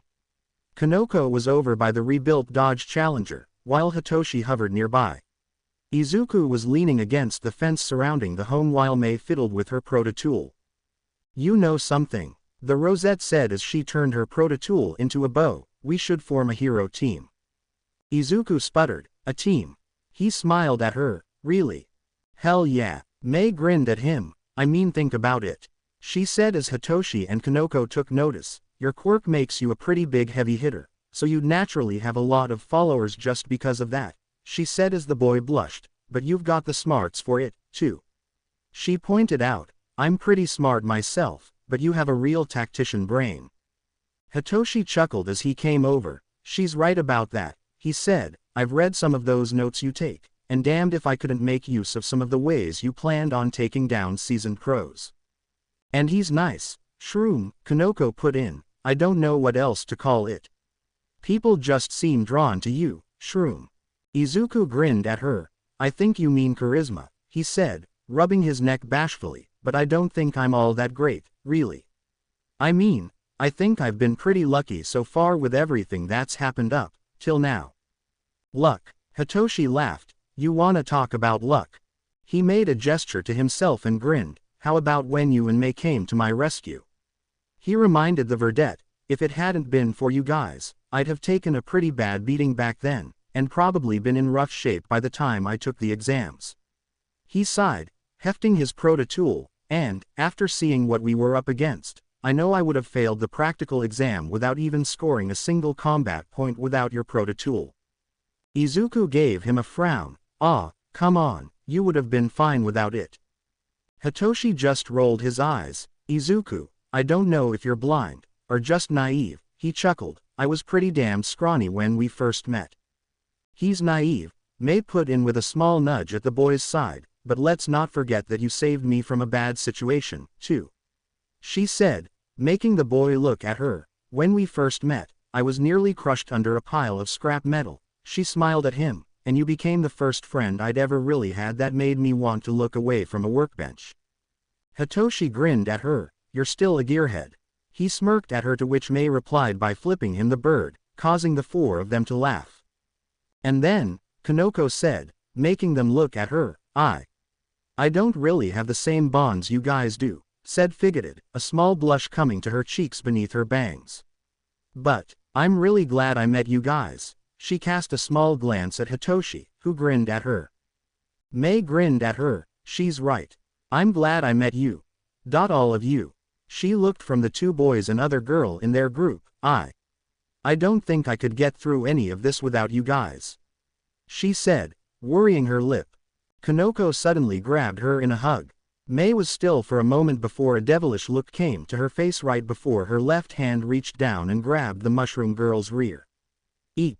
Man, Shinso, you're one lucky guy. Mei grinned as Kanoko jumped away from her while the boy laughed and put his arm around her shoulders. And don't you forget it. The brainwashing teen grinned as Kanoko stammered and blushed like a tomato.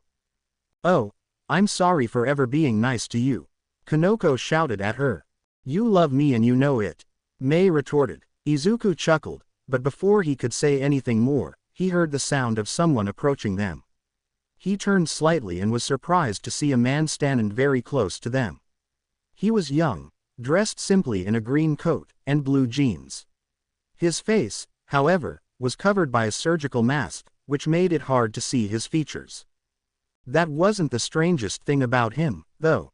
The moment Izuku laid eyes on him, the boy had to suppress a shiver while his hands grew cold and clammy. This man, whoever he was not someone he wanted to face. Even with his most powerful form, he felt that the stranger could kill him easily. Excuse me, the stranger asked, his voice slightly high and raspy, have either of you seen a little girl running by here? When he spoke, Izuku felt sickened to his stomach. Hitoshi recovered first, and replied with a friendly grin, man, you kinda startled us, he said, his grip on Kanoko's shoulders tightening protectively as he paused to think for a moment. A little girl, can't say I've seen one around here. He jerked the thumb of his free hand toward Hatsume's house. See, we've been helping our friend here move. Mei turned to the man, the crosshairs in her eyes shrinking. Yeah, we've been pretty busy, she said, leaning heavily into Izuku's side. Even if she might have passed by, we might not have seen her. The man's eyes narrowed at her, then fell to the proto-tool she was carrying, which he took note that all of them carried the same thing save for Kanoko. Then his eyes rose up and looked directly into Izuku's. You should tell your friends that it isn't nice to lie, he said, his voice becoming oily slick. Lying to the wrong person can get you in a lot of trouble, you know. Izuku felt his stomach clench, but more than that, he felt anger bubbling up in his chest, and you should know that we don't normally talk to strangers. Izuku said, hefting his proto-tool, his finger loosely on the trigger. My friend's telling the truth. We didn't see your kid. As that's so, he slid his gaze to the pink-haired girl. You know. You look familiar. Mei frowned at the man. To my knowledge, we've never met, she said, and I think I'd like to keep it that way. The man seemed to smile beneath his mask. No, you're right, but I remember running into someone that looked like you. He saw Mei tense, her grip tightening on her weapon, short pink hair, and eyes like crosshairs. By now, Mei had gone extremely pale and her shoulders were shaking violently. He tried to keep me from something that I wanted. Izuku coiled his arm around her waist in order to keep her from moving. It didn't end well for him. His tone was amused as he began taking his gloves off.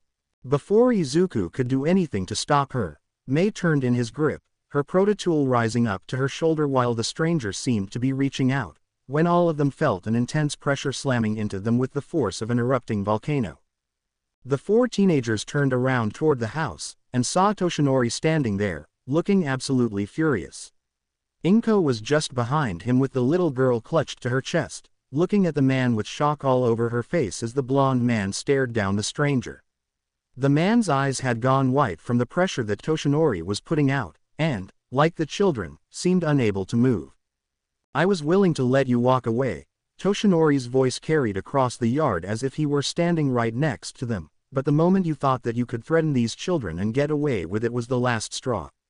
His tone was so calm that he could have been talking about the weather, but Izuku knew better.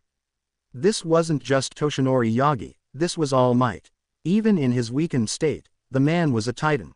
The man seemed to recover slightly. "I was just looking for that girl," the man said, trying to sound eloquent. "The children were trying to lie to me.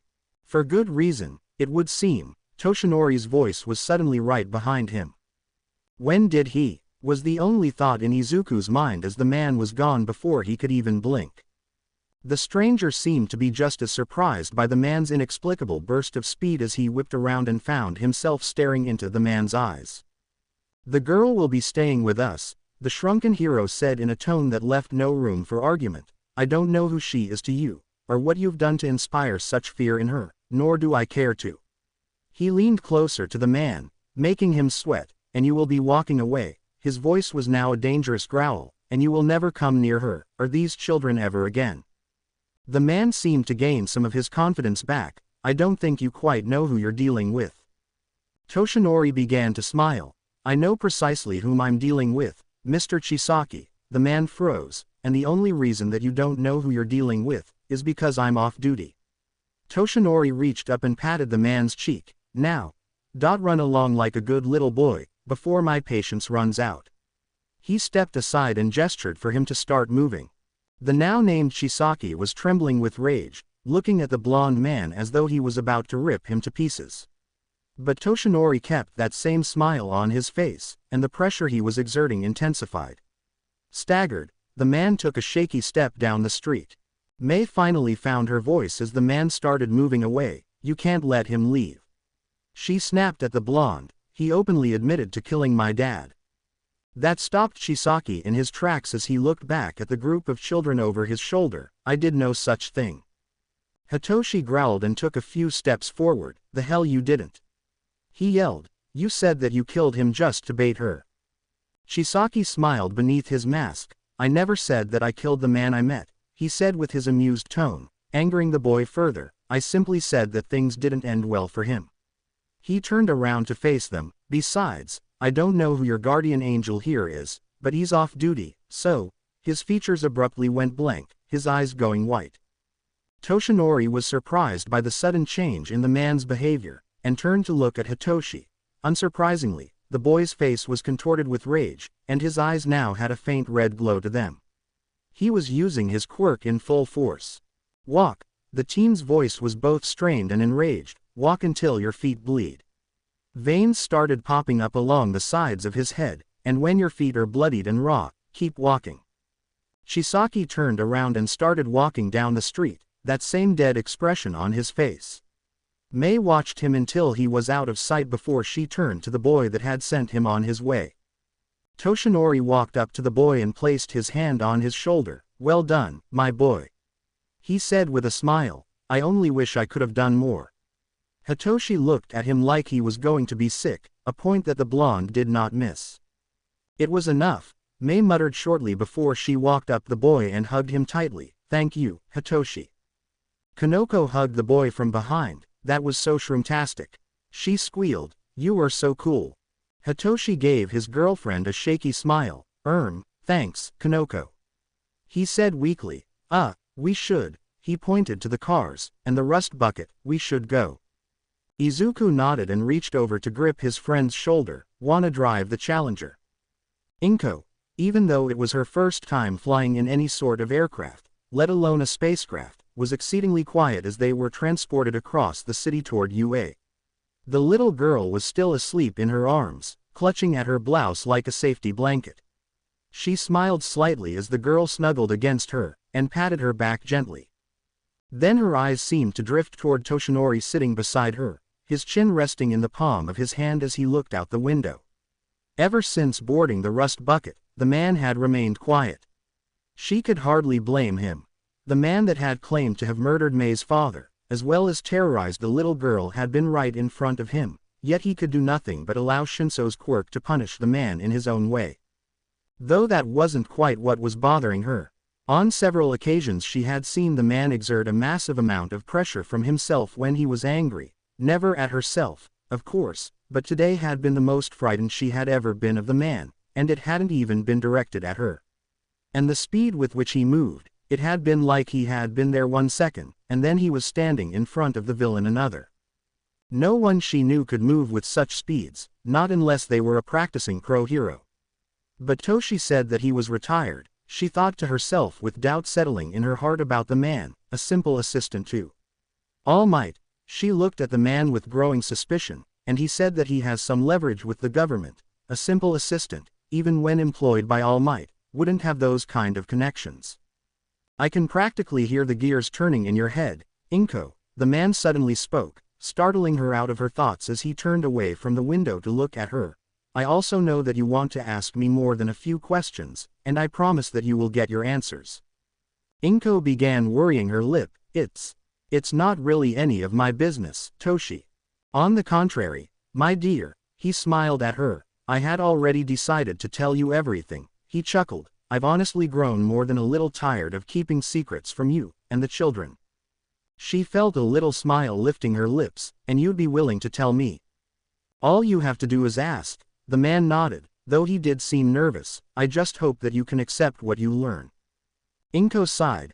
I'm sure that some of it will be hard, she said while the little girl in her arms mumbled in her sleep and snuggled closer, prompting the woman to smile down at her. But I'm sure that I can accept it, a little at a time. Toshinori smiled at her. We can take all the time you need, Inko my dear, he said with a look toward the little girl, though I suspect that you're going to be quite busy with this little one. The woman smiled. Well, who wouldn't want to care for this little girl? She asked before her eyes turned toward the front of the ship. What do you think can be done about that man? She asked as her eyes landed on Mei. The girl seemed fine on the outside, however she knew better. While the girl had seemed fine when Shinso had sent the man packing, seeing the man that had blatantly admitted to her father's murder had surely taken a toll on the girl. Toshinori sighed. Personally, I can't do much, considering that he did have a point. His voice was lower and angry. I wasn't still am off duty. He grumbled, but that doesn't mean I can't relay this information to someone that can do something about it. He chuckled as he thought of all the ways that Mirai Sasaki would be able to trap the man. This is the first solid evidence he'll have ever gotten against this particular villain, so he'll no doubt want every bit of info we could give him. While Inko nodded in agreement, she noticed that Shinso was being unusually quiet. I have a bad feeling that Shinso doesn't think much of his part in this, she sighed, thinking of how the boy lived apart from his parents because of their fear of his quirk. Toshinori sighed. It would weigh heavily on his mind, he said thoughtfully. He himself is quite afraid of what he can do with his quirk if he was pushed to his limits. He said as they neared their destination. I'll have a talk with him about it, though I feel rather underqualified for something like this. Inko smiled at the man. Well, who else has he got? She asked sadly. His family is afraid of him for that very same reason, and yet I doubt he would do something like that ever again unless he had no choice. I agree with you on that point. The man sat back, thinking of how he could breach the subject. Then there's Mei. He muttered as the girl herself peered out the window of the RB3. She needs more than closure at this point. Inko smiled. I know, but I think things will work out once she meets her mother, she said as the craft pitched downward gently. Are we there already? She called up to her son as he turned and nodded. Yeah, we're landing in the courtyard just outside the school entrance, he said as he landed the craft. He then got up and started toward the back, his eyes drifting to Mei. Well. He smiled timidly at her. What do you think of the rust bucket? Mei, who had been silent the entire flight, suddenly hopped up out of her seat and threw her arms around his neck. Are you kidding? She squealed. I love it. She beamed before suddenly kissing his cheek, which caused Kanoko and Inko to laugh and gasp respectively while Izuku turned beet red. You said you were gonna stop that. The boys squeaked. Since when? Mei asked, straight-faced. Kanoko giggled as she moved to help Inko out of her seat with Eri still sleeping in her arms, Toshinori on the other side of her. You know Mina's not gonna be happy about this sort of thing. She said to the affectionate mechanic, I know that if some other girl was like that with my boyfriend, I'd blow a gamba shroom. May gave her a wicked little grin. It's a little early for you and Mento to be doing that sort of thing, ain't it? The brunette turned beet red. What? She squawked while a cloud of mushroom spores poofed out of her head. Toshinori nearly laughed, but made a shushing motion instead. Now, enough with this nonsense, you lot, we have a child to look after, he said as he escorted Inko to the hatch, helping her down to a waiting medical team with recovery girl at the front. May hopped out next and trailed after them, her arms tucked behind her head, while Toshinori waited by the hatch for Kanoko and Shinso to exit. Young Shinso, a moment, if you please.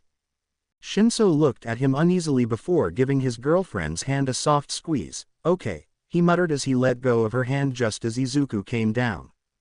Kanoko looked at the man with worry. He's not in trouble for what happened earlier, is he? She fidgeted nervously. He only did it to help. Toshinori gave the timid girl a small pat on her head. Not to worry, young Komori, he told the girl, there's no trouble to speak of. He said before looking to Izuku, young Midoriya, Shinso and I will be along in a few moments, so please take Miss Komori inside.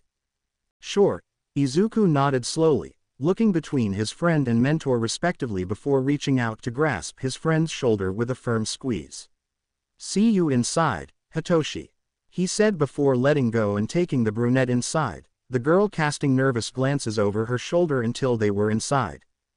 Hitoshi sighed as they disappeared. So, he said as he looked at the blonde, how much trouble am I actually in? Toshinori chuckled and patted the boy on the back. None at all, my boy, none at all, he said as the boy seemed to relax. I only wanted to make sure that you were doing all right after that incident. He saw the boy's shoulders tense up, and I see that I was right to be worried. He muttered as the boy rubbed his arm in embarrassment.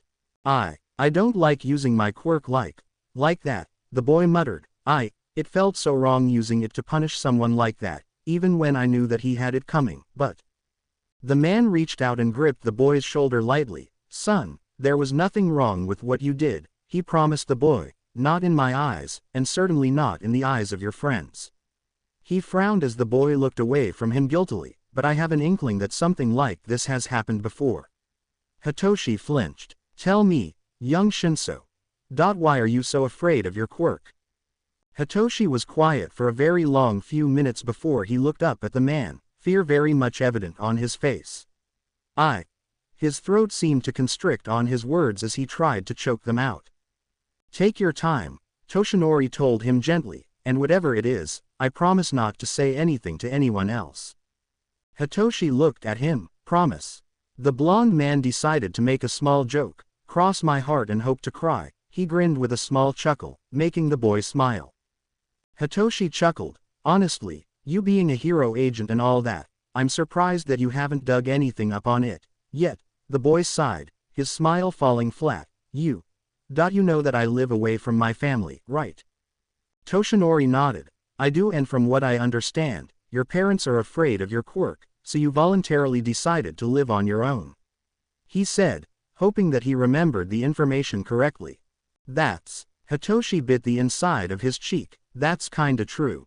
He admitted while Toshinori waited patiently. Truth is, I moved out because I was afraid of my quirk. Toshinori looked at him in shock. You, young Shinso. Hitoshi nodded. Yeah, he muttered slowly. My mom, she's a lot like Ms. Midoriya. Not a mean bone in her body, and she never once thought my quirk was villainous. Toshinori's brow creased. And, your father? The man prodded, hoping to prompt the boy onward. Instead the boy's face hardened. Polar opposite, he snapped, he drank, he was violent, and he hated my quirk, the boy sneered. I keep hearing a past tense as you speak about him, young Shinso, Toshinori pointed out carefully. Did something happen? His face went several shades paler than it already was. Yeah, my quirk. I didn't know what it was for a long time because I was a late bloomer, like Midoriya and his watch thing, he went on, and when my family finally found out what it was. Well, my dad went ballistic. He sighed. He wanted me to have a quirk just like his, or something stronger since his only made him bigger, and slightly increased his strength. Instead, I got something similar to my mom's. She can read a person's mind provided she concentrates on that person hard enough, and I got a form of mind control. And I take it that he vented his frustrations on you? Toshinori asked, feeling sick to his stomach, even though he knew that this needed to be brought out into the open. Hitoshi, however, shook his head. If he'd come after me, I'd have been able to tolerate it, he muttered, his voice trembling with anger, but he blamed and went after my mom. He growled, I found something out about my quirk that day. If I'm angry, like I was today, I can directly take control of someone without making them respond to me, and I was furious with my old man, so I shouted at him to drop dead. He shivered, and that's exactly what he did. Hitoshi admitted with shame as he looked at the man. I used my quirk to kill my own father, he admitted shamefully. That's why I'm so scared of it, and why I'm so careful about how I use it. Toshinori looked at the boy with sorrow in his darkened eyes. I see. Hitoshi frowned. Please, don't look at me like that, he pleaded. My mom looked at me like that every day until I moved out. He sighed. I know that she didn't mean to, but it just made me feel that much worse. My apologies, young Shinso, he sighed. I hope I'm not overstepping my boundaries, but I don't think you're being fair to yourself. The boy looked at him. Your father, though it is unfortunate about his fate, was not a good person, and did not deserve the gift his wife gave him in a son. Hitoshi frowned, but Toshinori cut him off. Young Shinso, the man placed his hand on his shoulder. You did nothing wrong, then or now. He told the boy with a smile on his face. Sometimes things happen that are out of our control, yet they can sometimes work out for the better. He gestured toward the ship behind them. Think of it this way. Had the incident with your father not happened, then you most likely would have never met young Midoriya, Hatsume, or Komori. He said, making the boy flinch. I know that it is a crude thing to say when your father's life was the price that you had to pay, but I believe that you are better off for it. Hitoshi bit his lip, but how can I ask them to trust me, when they can never tell when I'll lose control? He asked. The only time I've seen you use your quirk on any of them was when you were teasing Hatsume, the man pointed out with a chuckle as he remembered their antics at the restaurant after the UA practical exam. And then you didn't even hold on for very long. Of course I didn't, he muttered. I just wanted to prove a point, not hurt her. I'd never do that. Toshinori nodded. So you were able to trust yourself in that moment just to prove a point and nothing more, he said as they began making their way into the school. You're going to have to learn to trust yourself more from this point on if you want to become a hero. Even if I can use my quirk to kill? Hitoshi asked. Toshinori nodded. Trust in the fact that you are so reluctant to be painted as a villain that you would never resort to using your quirk for such a thing, he said. If you can't trust yourself, then you'll never move forward in life. Hitoshi lowered his eyes to the ground. But what if my friends can't accept what I did? Then you don't really know them, and they are not truly your friends, Toshinori said with a heavy tone, making the boy blanch. You value their opinion so highly that you can't bear the thought of them thinking ill of you for your past deeds, yet I know for a fact that none of them would hold it against you in consideration for your situation at the time. Hitoshi sighed and returned to looking at the ground as they walked. But what if I screw up? Then you screw up, Toshinori chuckled. That's part of life, young Shinso, and part of growing up. He reached out and ruffled his hair. You can't go through life without screwing up more than once or twice, perhaps even 100 times. He laughed. Hitoshi laughed and pushed the skeletal man away. Yeah, well, I hope I don't screw up that much. Toshinori chuckled as they entered the school. Only time will tell, my boy, he said as they walked down the hall to find the rest of their group. Now, let's go see how little Himiko is doing, and check up on that little girl. In his realm between realms, Professor Paradox was beginning to see a pattern that he was not fond of. Each timeline that resulted in a better outcome seemed to be branching off on its own into an equally dark future. It was something that he was used to, however, as the multiverse was a massive amount of decisions that were either made or not made, creating different timelines in which a decision made resulted in something good, while in a different timeline that very same decision was not made, and resulted in a different outcome that was not so good. However, now that he saw the golden timeline becoming brighter, he felt that he could relax somewhat. But it is so strange that so many darker lines have begun appearing from a single line, he mused as the line split even further away from the light, becoming darker and darker. The golden timeline seemed to be set in stone, however, up to a certain point. Camino Ward, he muttered as he looked at the end of the brightest timeline, an image of his champion's mentor and current father figure facing down his old foe, all for one. And he wasn't alone in his fight. By his side stood Izuku Midoriya, Hitoshi Shinso, and Mei Hatsume, the girl holding a rifle in her hands aimed directly at the villain. Why would it end here? Surely it isn't because they failed to defeat him. A soft voice came from behind him. He turned and smiled in greeting at the High Celestial as she entered his little pocket dimension. I was under the impression that this human was quite powerful, Anastasia asked as she observed the halted timeline. Paradox shook his head. I'm not sure of it myself, dear lady, he said, motioning to the darker timelines, but the bleaker futures seem to be converging around it as well, he noted with some worry. The only time I've seen something like this happen was when. His eyes began to widen, of course. How could I have failed to see it? Anastasia tilted her head at him in alarm. Have you figured something out? Indeed, the professor sighed, and I'm afraid that we can do nothing but allow it to happen, he said as one of the blackened futures became clearer, revealing a tall figure dressed in black with a faceless helmet hiding his visage. When Inko and Mei arrived, Himiko found herself absolutely enthralled by the tiny little girl. She was so adorable that she had to keep herself from squealing at the mere sight of her. But, as the girl had been placed on a hospital bed, she had woken up and nearly bawled her little eyes out in fright, which also drew Recovery Girl's attention to the little girl's horn. She was quick to figure out that her quirk was an emitter type, and her horn was the focal point of her power. Before she could unconsciously release the energy that was building up, Inko stepped in to calm her, recognizing the girl's fear. As the woman soothed her, Recovery Girl managed to turn on a mechanism that sent out signals to dampen or nullify a person's quirk. The energy that had been sparking from her horn died down, which seemed to exhaust her to the point of fainting. That's just as well, Recovery Girl sighed as Inko set the girl down and made sure that she was comfortable on the bed. I'd rather not frighten her anymore with my examination methods, and she seems to have some bad experiences with medical rooms.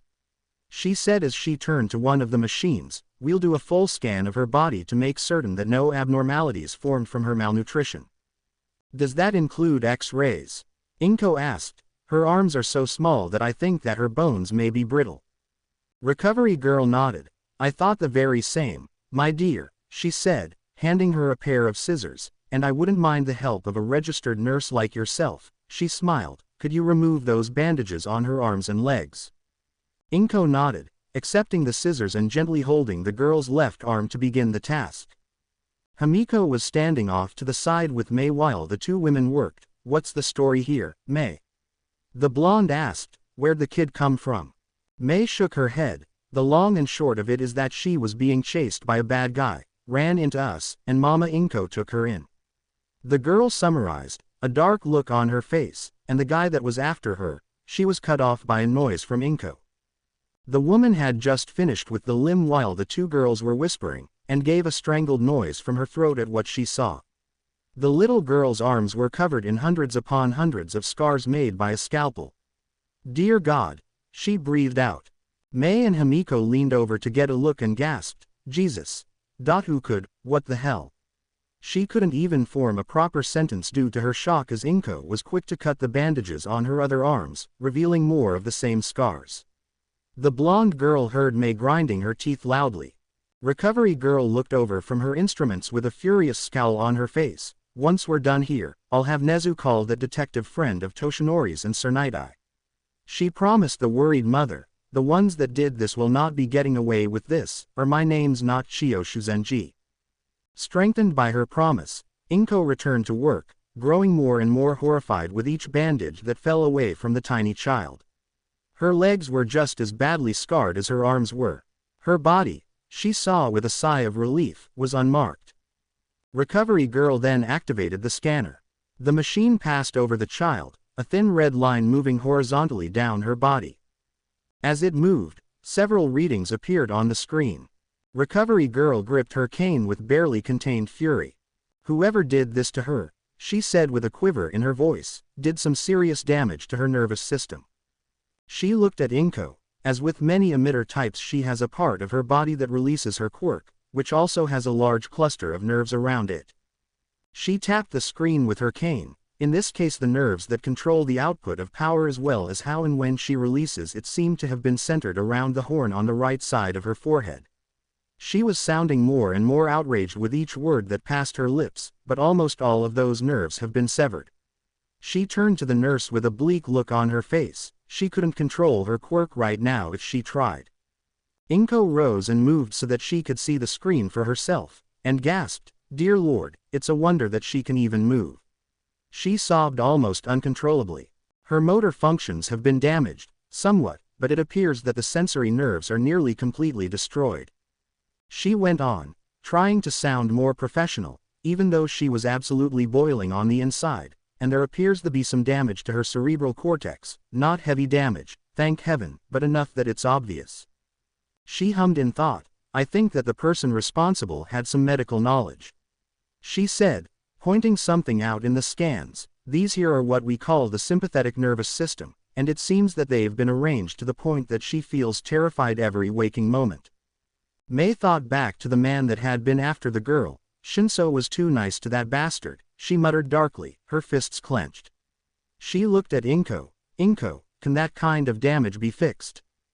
Inko shook her head sadly. "Not without copious amounts of surgical procedures, sweetie," she said as she stared down at the sleeping child, "and even if the procedures were successful, there's very little chance that the poor little thing would be completely normal again." Recovery Girl sighed. "Even with some of the best healing quirks out there, this is a tricky situation," she explained to the two girls. "Most quirks, like many and many others, call for a price to be paid." Hamiko and Mei looked confused. "For example, if I tried to heal her right now, her vitality would be ed out of her and she would most assuredly perish." Hamiko paled. "So there's nothing that you can," she trailed off, remembering something, "do." "Izuku," she shouted suddenly, startling Mei and Inko. "Sorry," she said hurriedly, "but didn't that guy that came by the other night tell us something about his watch thingy?"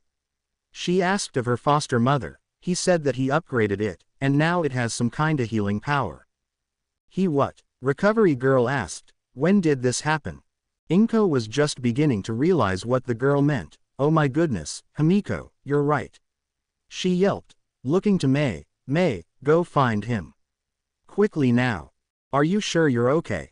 Kanoko asked for what seemed like the 100th time after Shinso had met back up with them.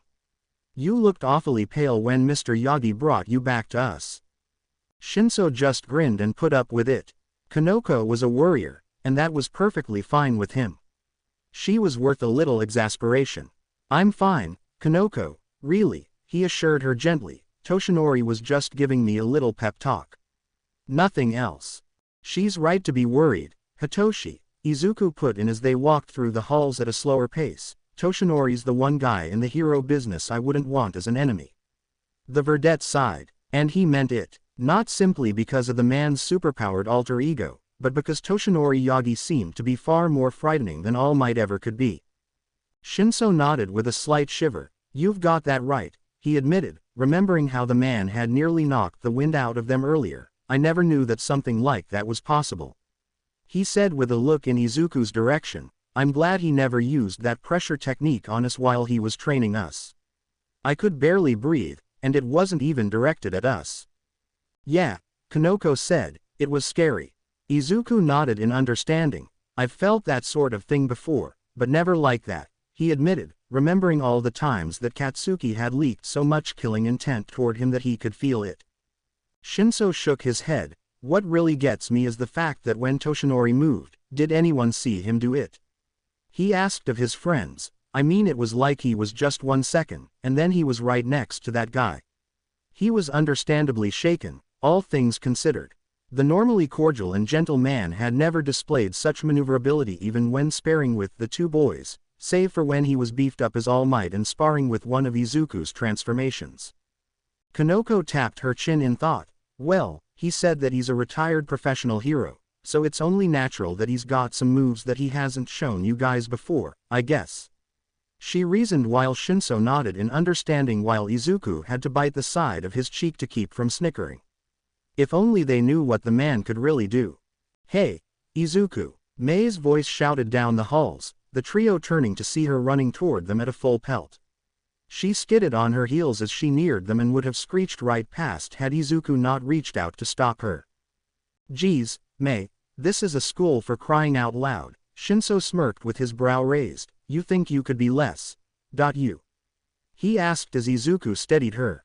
Mei just glared at him. Watch it, Mento, or else I'll stuff a grenade down your boxers, she snapped before turning her attention back to Izuku. Mama Inko and Himiko need you in the nurse's office, she told him, something about fixing that little girl. Izuku gave her a surprised look. What's wrong with her? Serious nerve damage, Mei said, from what I heard from the two of them, though, your support gear has some kinda healing function that could help her. It does, Shinso asked with a glance down at the gizmo. Just what all does that doohickey do for you, Izuku? Shaking his head, the boy looked back down the hall from where Mei had come running. No time to explain, he said as he started back in that direction. If they think it's bad enough for me to use it, then I had better not argue. He looked back over his shoulder. I'll see you guys later. We won't be far behind you, Kanoko called after them as Mei jogged after their friend. Izuku didn't answer as Mei caught up with him and started running at full speed. How bad off is she? He panted out as they ran. Bad, Mei gasped. Both Inko and recovery girls said that it'd take multiple surgeries to help her, and that even then she'd never be a normal kid again. She looked at her friend. Can that watch really help her? Izuku shook his head. I don't know, he huffed as they rounded a corner narrowly missing someone. Sorry. Both yelled out as they kept going before Izuku added, I've never used that part of the Ultimatrix before, so I don't know what it can do. Well, Himiko was the one that thought about it, the girl said as they skidded to a halt in front of the nurse's office. Okay, whatever's about to happen, I hope you know what you're doing. The boy looked down at her. So do I. He took a deep breath and started toward the door. Mei then reached out and grasped his arm. What's the matter? He started to ask as he turned around, but was stopped by Mei's lips landing on his own. Another quick, chaste kiss that had Izuku's brain going haywire once again. The girl stepped back, her cheeks glowing. For luck. Right. The boy muttered, Mei, he stammered out as the girl twirled him around and pushed him toward the doors. Go, before the luck runs out, she giggled right as Shinso and Komori showed up. Shinso chuckled as their friend blundered through the double doors. You know something, Mei? She looked at him with a slight glare. One of these days you're gonna do that in front of Mina, and she's gonna pour acid down your shorts. Mei just shrugged. Meh, if she tries it, I'll just give her the same treatment, she said while tucking her arms behind her head. Kanoko frowned. What, pouring acid on her? Nope. Mei grinned, a lower lip sandwich. The brunette blushed as bright as a tomato. I forgot you liked girls, too, the girl mumbled quietly tapping her fingers together. Are you kidding? Shinso asked with his brow rising. Didn't she grab your ass not an hour ago? It's such a nice ass, too, Mei giggled while the poor girl just covered her face. By the way, the rosette asked when she noticed something. Where's Pop Toshinori? Shinso gave a shrug. I don't know, he said. He got some kind of urgent phone call and headed off to the principal's office.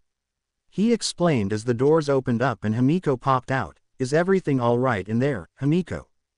The girl had a small crooked smile on her face that seemed to be twitching. Yeah, but, Izuku wants you guys in there, she said, making the others give her strange looks. Okay, guys, listen, she sighed. I already went through this whole spiel, but it's about how Izuku's watch can do what it does.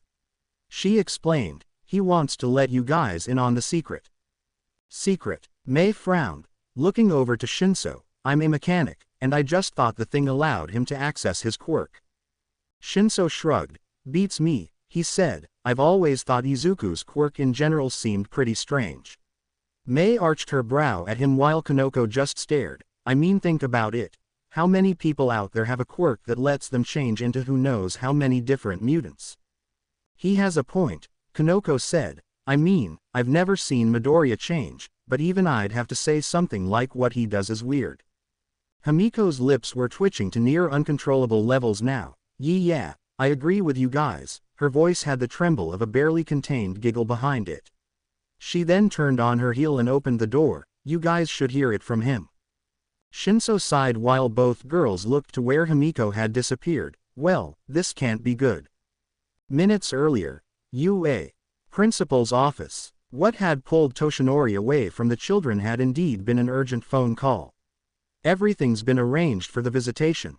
The man asked as Officer Shishikura relayed the news. That's wonderful to hear. Toshinori breathed out in relief. You don't know how relieved I am to hear back from you so soon on the matter.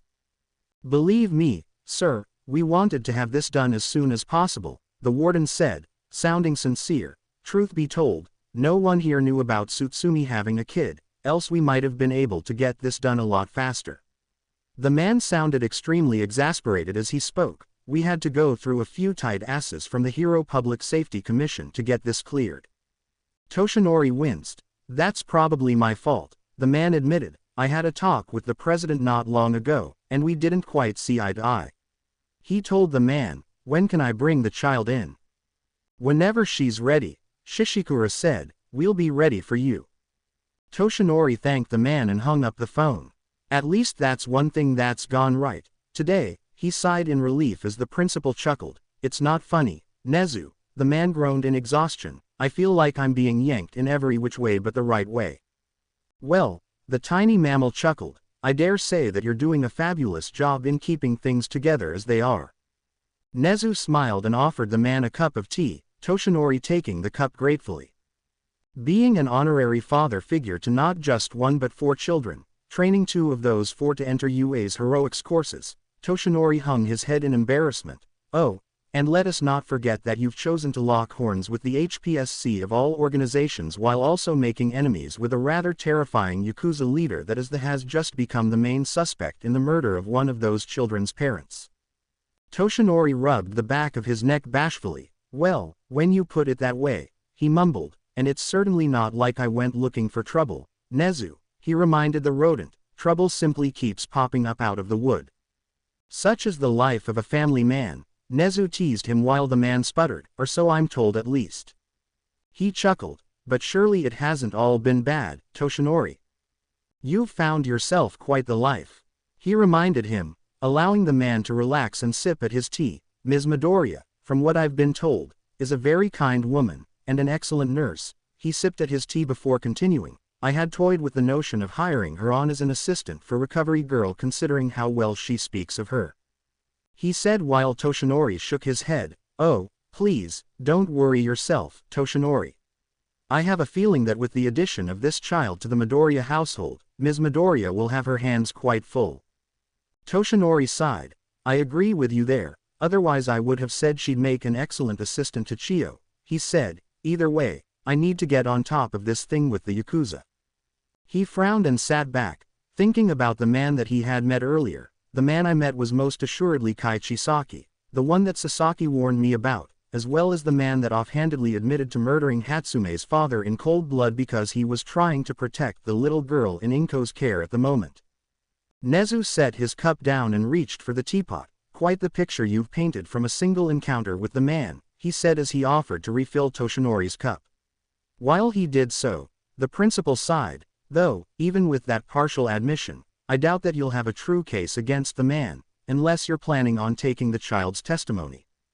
Toshinori frowned, staring down at his steaming cup. No, not after seeing how frightened she was. He shook his head. I've never seen a child so terrified in my life, Nezu. And putting her through any more trauma is out of the question. Nezu chuckled again. Perhaps I should have said that you've become the father figure of 4 children instead of 3. He asked while the man blushed slightly. However, even if the little girl doesn't give a statement, I'm sure that Recovery Girl will be able to tell us a great deal from her examinations. Before Toshinori could say any more, his phone began blaring out its obnoxious ringtone again. Will you never change that ridiculous thing? Nezu questioned. It's bad enough that you're your own ringtone, but that slogan of yours is utterly butchered by it. Toshinori chuckled. Nope, not changing it, he said as he answered. This is Yagi, what can I? Ah, Mirai. The man laughed as the caller identified themselves. I was just thinking about calling you. I have a small inkling as to why, Mirai Sasaki said with a hint of exasperation. Do you know that the person I have been investigating for the past year was just reported walking through the countryside in a supposed daze? Toshinori chuckled. Well, I may have had a hand in that little situation, he said. I'd like to explain, Mirai, but I think it would be best said in person. He went on with a look toward Nezu, silently asking his permission to host the man at the school. The mammalian principal gave a quick nod of consent and Toshinori continued. Is there any possible way that you could swing by UA in the next hour or so? I should be able to manage, Mirai said. I had been wanting to check in on my apprentice after our last meeting, but I never got the opportunity. Toshinori nodded. I'm glad, because I think I'm going to need your support soon, he said into the speaker, frowning. I'm getting in deep here, old friend, and my own apprentices are right in the thick of it. There was a soft humming on the other end of the phone. I see. In that case, I'll be sure to give everything I have in this case, the man said. I will see you soon, my friend. As the little girl slept, Izuku's friends watched as the hologram of his benefactor disappeared as he had played the introduction for them the same way he had for his mother and Toshinori Yagi. Mei was looking at him with stars in her eyes, as he had thought she would when she found out that the Ultimatrix was alien technology. I knew it, she beamed at him. I knew that there had to be something different about your powers. I wouldn't have known at all if you hadn't said anything, Hitoshi said while Kanoko nodded next to him. Why tell us at all, though? He asked with a gesture toward the watch. You could have just kept telling us that your watch helped you access your quirk. I mean, polymorphic types are rare, but not unheard of. Izuku sighed and lowered his arm. It's because you guys are my friends, the verdette said as he smiled at them. It's like I was telling Mei. You guys are the first real friends I've had in a long time, and friends don't lie or keep secrets from each other. He raised the arm with the Ultimatrix again, and I wanted you guys to know the truth about me. I'm completely quirkless. Kanoko gave a small gasp while Hitoshi's eyes widened. If I didn't have this thing, then I'd probably never have a chance to get into UA's hero course. And before now, I was kind of afraid of what you guys might think of me being quirkless. Izuku never got to finish what he was about to say because Hitoshi stepped forward and punched him square in the face, knocking him flat onto the floor. Shinso, Mei yelled as she rushed to help the boy up. But Hitoshi just glared down at him. How could he even think we'd care about something so stupid? He demanded angrily as Mei and Inko helped Izuku to his feet while the boy rubbed his sore cheek. So you don't have a quirk, the brainwasher said. Well, so what? He snapped. I might as well be quirkless because my quirk doesn't do anything unless I can get someone to respond to me. Izuku frowned. But you have a great quirk. Hitoshi cut him off again. Doesn't matter if it's great or crappy, Izuku, because it's not even flashy, he reminded him. The greatest and most successful heroes today have some of the flashiest quirks imaginable, and people like it. Kanoko came forward and placed a calming hand on her boyfriend's shoulder. I think, the girl muttered. What he's trying to say is that it doesn't matter if you had a quirk or not, she said with a smile in Izuku's direction. Quirk or no quirk, you brought us all together, Midoriya, and that's a real superpower. Not your watch. Much as I don't care for Shinso's way of saying it, Mei glared at the teen before looking at Izuku. They're right. I've said it before, but I'm pretty sure we wouldn't all be friends if you hadn't come stumbling into our lives. She said with a look of longing down at the Ultimatrix. Oh, man, I really wanna see how this thing works. Izuku tucked his arm behind his back out of the girl's reach. I don't think that's such a good idea, he said nervously, though he had small tears at the corners of his eyes. He then looked at Hitoshi. I'm sorry, and thank you, Shinso. I think I needed that, he said bashfully while Hitoshi rubbed the back of his neck. I might have overreacted. Just a little, the violet-haired teen sighed. Okay, so how are you supposed to use this thing to help the kid? Izuku looked down at his wrist. I'm not really sure, he said while pondering what to do. There are tutorials for most of the Ultimatrix's systems, but I'm not sure which one would be what we're looking for. Inko frowned. Shouldn't it be the fourth one? She suggested. I mean, you've gone through 3 of them already, so shouldn't it be the next in the line? Recovery Girl nodded. One would think it would be, she said with a look in the little girl's direction. but whatever you're going to do, you had better do it soon, she said with a frown. I don't feel comfortable with the idea of sedating this child when I consider the condition she's in. Izuku took a breath and raised the Ultimatrix. Activate Tutorial 004. He spoke into the dial as it began to glow and a new hologram appeared. As usual, his benefactor appeared, though this time he appeared to be sitting, and looked rather weak. Hello, young hero, the hologram greeted them as they all crowded around Izuku to see it. If you're seeing this tutorial, then you've received the first of your Ultimatrix's upgrades. The one in this tutorial activates what my old friend calls the genetic repair feature. Izuku and his mother gave out a sigh of relief as the hologram confirmed her suspicions. This is a useful feature, and only gets stronger as it's used. To use it, tell the Ultimatrix to activate the genetic repair system and have it scan whoever you're trying to heal. Hitoshi smirked. It sounds simple enough, he said with some relief. Depending on the amount and type of damage that the patient has suffered, you may need to use the system on them more than once, the hologram continued, and like I said, it'll only get stronger the more you make use of it. He said before he started coughing and the hologram began to cut out on them. Sorry about this, hero, I need to cut this short. He continued with a sad look. Activate the next tutorial after you've gained access to the secondary playlist. He bowed his head. Goodbye for now, hero. The hologram faded and the Ultimatrix returned to normal, leaving the group looking slightly worried. Kanoko was the one to voice her own worry. No offense to the guy, whoever he is, but did he look a little sick to anyone else? She asked as Hitoshi nodded. Izuku frowned as he looked at the Ultimatrix, worried that something may have happened to the man before he could finish the tutorials. But then his gaze turned toward the sleeping little girl. I should try to help her, he said and stepped toward the hospital bed. He stood over the girl, holding his wrist up, the Ultimatrix facing her. Activate genetic repair system. The dial on the Ultimatrix glowed yellow for a moment before a thin beam shot out and moved over her. Scan complete. Diagnostic systems indicate severe nerve damage, heavy scarring, and malnutrition. Do you wish to proceed with repair? Izuku nodded. Yes. The yellow beam turned green and started moving back and forth over the little girl's body. Inko stepped up to her son and watched the progress that the little machine was making, noting that the scars on her arms and legs were slowly disappearing with each pass the beam made. Recovery Girl was looking at the monitor. Goodness, the woman breathed out. All of her nerves are reconnecting themselves.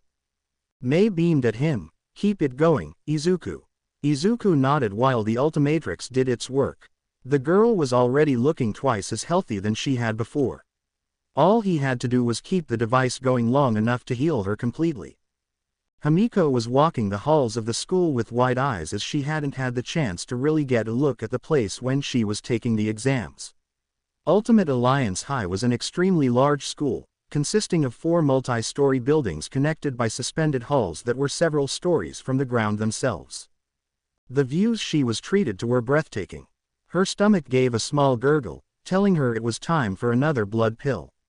I wonder if Izuku's watch thingy can take care of that disease that Granny Chio says I have, she wondered idly as she fished the bottle of pills out of her pocket. It'd be nice to not worry about going berserk every time I smelled even a hint of fresh blood. She opened the bottle and poured out a couple of the capsules before tossing them into her mouth. The bland taste that accompanied them nearly made her gag. When she had first started taking them, they tasted just as good as actual blood. But now that her illness was getting worse, they had lost all flavor. She was going to need a bag of blood when she got home. A door opened up down the hall and out walked Mitsuki Bakugo with her son in tow. Thank you, Mr. Hound Dog, she said with a wide smile. We'll see you next time. She dragged a very aggravated Katsuki down the hall. He looked like someone had just slapped him in the face several times. Hamiko snickered at the sour look on his face, drawing the attention of Mitsuki as the woman smiled at her. Oh, Himi dear. She practically dragged her son over to her. What did Recovery Girl have to say about your quirk? She asked, her smile falling slightly. I hope it wasn't anything too serious. Hamiko shrugged, not really wanting to think about her disease. Instead she thought about the little girl that had been brought in by Inko and the others. It's treatable, the blonde sighed. but that's not what I'm concerned about right now, she said before she began explaining what had happened in the infirmary. Damn it, Katsuki spat, Deku can't stay out of trouble for 5 seconds. He rubbed the back of his head right before Mitsuki slapped him upside the head. Ow. Hey. Mitsuki just glared at him. Don't use that nickname again, she warned him, and turned down the hall toward the infirmary. Himiko, keep an eye on that mad bomber of mine while I meet up with Inko, please. I don't need a babysitter. Katsuki shouted after angrily while Himiko giggled. You shut it, bunhead. Himiko's giggles continued. Oh, bunhead, how long did it take you come up with that one? She asked laughingly as the boy attempted to menace her in his usual way. Oh, don't even try that on me, bomber boy, I don't scare easily. TCH, the boy scoffed before stuffing his hands in his pockets and started stomping down the hall. Whatever, you're just another extra to me. Himiko huffed as she tailed after him. And you're just another bully that nobody's gonna like, she pointed out as the boy scoffed again. Seriously, where did that attitude of yours come from? Your mom's loud, but she sure ain't as mean as you are. I'm not mean, I'm realistic, he snapped. If I'm gonna be the greatest hero, then I don't have time to be nice, or hold everyone's hands. She raised her brow at him. I don't know what hero you're trying to make yourself out to be, but that's what being a hero is all about, she told him while the teen gave her a withering look. Heroes are always reaching out to help others, not just beat up the bad guys. A hero is someone that always wins, Katsuki argued back, an image of All Might popping into his head, and that's exactly the type of hero I want to be. Himiko sighed. So you want to be just like Endeavor, huh? She asked while the boy looked at her like she was out of her mind. What? That's who you're describing. No, it's All Might I'm talking about. The boy sneered. I wouldn't do anything to make myself like that second-place loser. She raised her brow at him. Are you kidding me? She asked incredulously and started counting off on her fingers. The violent way you act, the totally mean way you talk. She shook her head. There's nothing about your behavior that says I'm gonna be the next All Might, she told him while the teen's brow began to twitch. Look, I don't know the guy personally, but I do know someone that works for him. He's dating my mom for crap's sake, and the way he talks is like the things a hero does don't really matter in the long run of things. Katsuki turned on her and crossed his arms. Then what the hell does matter? Their heart, Himiko told him, making him frown. That's how you judge a hero, by how much they care. She said and walked around him. But you don't seem to care about anything or anyone but yourself. She said as the boy frowned after her. So what's that say about the hero you're going to be? Katsuki glared at her back. What makes you such an expert? She looked back at him over her shoulder. I'm not. She explained. I just know the kind of hero I want to be. She shrugged her shoulders. Not one that wants money, fame or fortune. Someone that genuinely cares for others and what they had to go through. She smiled, thinking back to the day she met her friends. I was in a pretty rough spot not so long ago, and it wasn't some flashy, famous hero that came to my rescue, just couple of really good people that cared about what happened to me. She flashed a brilliant smile at him that left him stunned for a moment, which effectively ended their little discussion as she walked ahead of him, still smiling. As she gained some distance down the hall, Katsuki shook himself out of his stupor. Gah, just what is it about this girl that throws me off my game? He demanded of himself as he continued slowly down the hall. By the time Toshinori rejoined the Midoriya family and children in the infirmary, Mitsuki had joined them and was absolutely gushing over the little girl while she slept. She looked much healthier than when he last saw her, Inko later explaining to him in a hushed tone what Izuku had done for her. She's so precious, Mitsuki silently squealed, trying not to wake her, but was finding it rather difficult. It was no secret that Mitsuki Bakugo had dreams of raising a little girl of her own, and her maternal instincts had kicked into overdrive upon seeing her. Inko chuckled. That she is, the woman smiled. I just hope that I'll be able to take her in like I did with Himiko. She sighed, shaking her head. The poor little thing is going to need a lot of looking after. Just think of all the clothes we can get for her. Mitsuki squealed. Oh, I can't wait to take her shopping. Recovery girl, taking all of the noise in stride, shook her head. I'm glad that this little darling is going to have so many people caring for her, she said to the two women, but please, keep it down, this is a medical ward after all. Inko looked at the elderly nurse apologetically just as Himiko came into the room. Sorry about that, recovery girl, but it's been a long time since the two of us have had a small child to look after. Himiko looked at her with a smile. Does that mean she's gonna be mine and Izuku's little sister?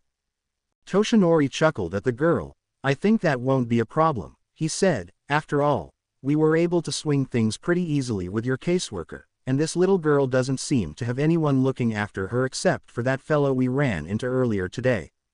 He turned to Inko. That reminds me, I'm going to be meeting Sir Night-Eye in a little while to discuss this matter, he told the woman. Hopefully we can shine some light on this whole situation, and put this man away for a while. He then turned to Mei with a small smile, and I've received word about arranging a visit with your mother, Hatsume. The rosette stiffened slightly, but Toshinori raised his hand to calm her. Now, it doesn't have to right away, he told the girl, just whenever you get ready to see her, alright. Mei reached over and rubbed her left arm nervously. Why yeah, okay. She looked toward Izuku, catching his eyes. Do I have to go alone? Absolutely not, Inko said firmly. We'll all go if you want us there. Kanoko nodded. Yeah, there's no way we're gonna let you do this by yourself, she said, foregoing the usual mushroom puns. Hitoshi rubbed the back of his head. I don't mind being there. Before Izuku or Himiko could say anything, the little girl started coming awake. Her little red eyes fluttered open before she sat up on the bed rubbing her eyes sleepily. Inko was beside her in a moment, sitting next to her on the bed. Are you feeling better, sweetie? She asked in a quiet tone. The little girl jumped slightly at the sound of her voice, as if just noticing that she was there, her eyes going wide when she saw how many people were crowded around her. She made a frightened sound and scooted away from them. Oh, sweetie, it's okay, Inko said soothingly. No one here's going to hurt you. She smiled at the little girl. Do you remember me? I took you out of cupboard you were hiding in, she said, hoping to jog the little girl's memory. It worked. The little girl nodded timidly. That's good, Inko said brightly. Remember I told you that the bad man would never hurt you again. Again the little girl nodded, and Inko gestured to Toshinori and Hitoshi. Well, this man and this boy here sent him away. The little girl's eyes widened. He won't be back again. Katsuki chose that moment to come into the room. But he'll find me, he heard the little girl whimper as he closed the door softly. And he'll make you come apart. He always does that to punish me for running away. She shivered. Toshinori snorted. Young lady, if young Shinso's quirk lasts as long as I hope it does, then that man will be taking a 1,000,000-mile hike for quite some time, he said with a bitter note of humor. And a friend of mine is going to make certain that he never comes near you again. It won't matter, the little girl said. He says people will leave me because I'm cursed. Mitsuki ground her teeth. I don't like this prick already, she said, looking at her son. This guy might be the first one I actually see you on. Small cap explosions started going off in her son's palms. She looked at his face and saw that there was a cold fury there that she rarely saw, even on his worst days. You just have to tell me where the is. She heard him growl lowly. I'll turn him into ash. She smiled at that. Even her brat of a son couldn't say no to a frightened little girl. Inko just rolled her eyes at the pair of them. Sweetie, you're not cursed. A bad man was just making you feel that way. Now you just need to understand that you're safe now, she told the little girl. Everyone in this room. She sighed then smiled when she thought back to what Shinso, Komori and Mei had said to her son. Everyone in this room are heroes, she told her, making the little eyes widen again. And even better, they're part of my family, and so are you, if you want to stay with us. She looked up at her. See, can I? She asked in that timid little voice of hers.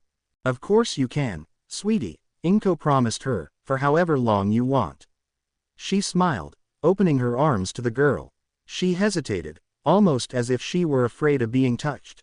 But it lasted barely a moment before she launched herself into the waiting woman's arms, bawling her little eyes out. Inko patted her hair and rubbed her back soothingly. There, sweetheart, it's going to be all right, she said before a thought struck her. Sweetie, could you tell us your name? Name, she sniffled while Inko dabbed at her eyes with her sleeve. I don't know if it's my name. But, she shook her head, there was a lady that took care of me before. She called me Eri. Mitsuki leaned over her friend's shoulder. Then that's what we'll call you, too, she said in a much softer tone than anyone that knew her was used to. Inko agreed with her, and it's such a pretty name, she told the little girl. Welcome to our family, Eri. Conference room. Mirai Sasaki arrived promptly 1 hour after his phone call with Toshinori and was quickly escorted to the conference room where he was met with an odd sight. It was not only his former mentor in attendance but also whom he suspected was the young man that the man had been investing his time in so much lately. Alongside the young man was a woman with similar features to him, his mother most likely, as well as young blonde girl. The principal was sitting at the head of the table as always and greeted him warmly.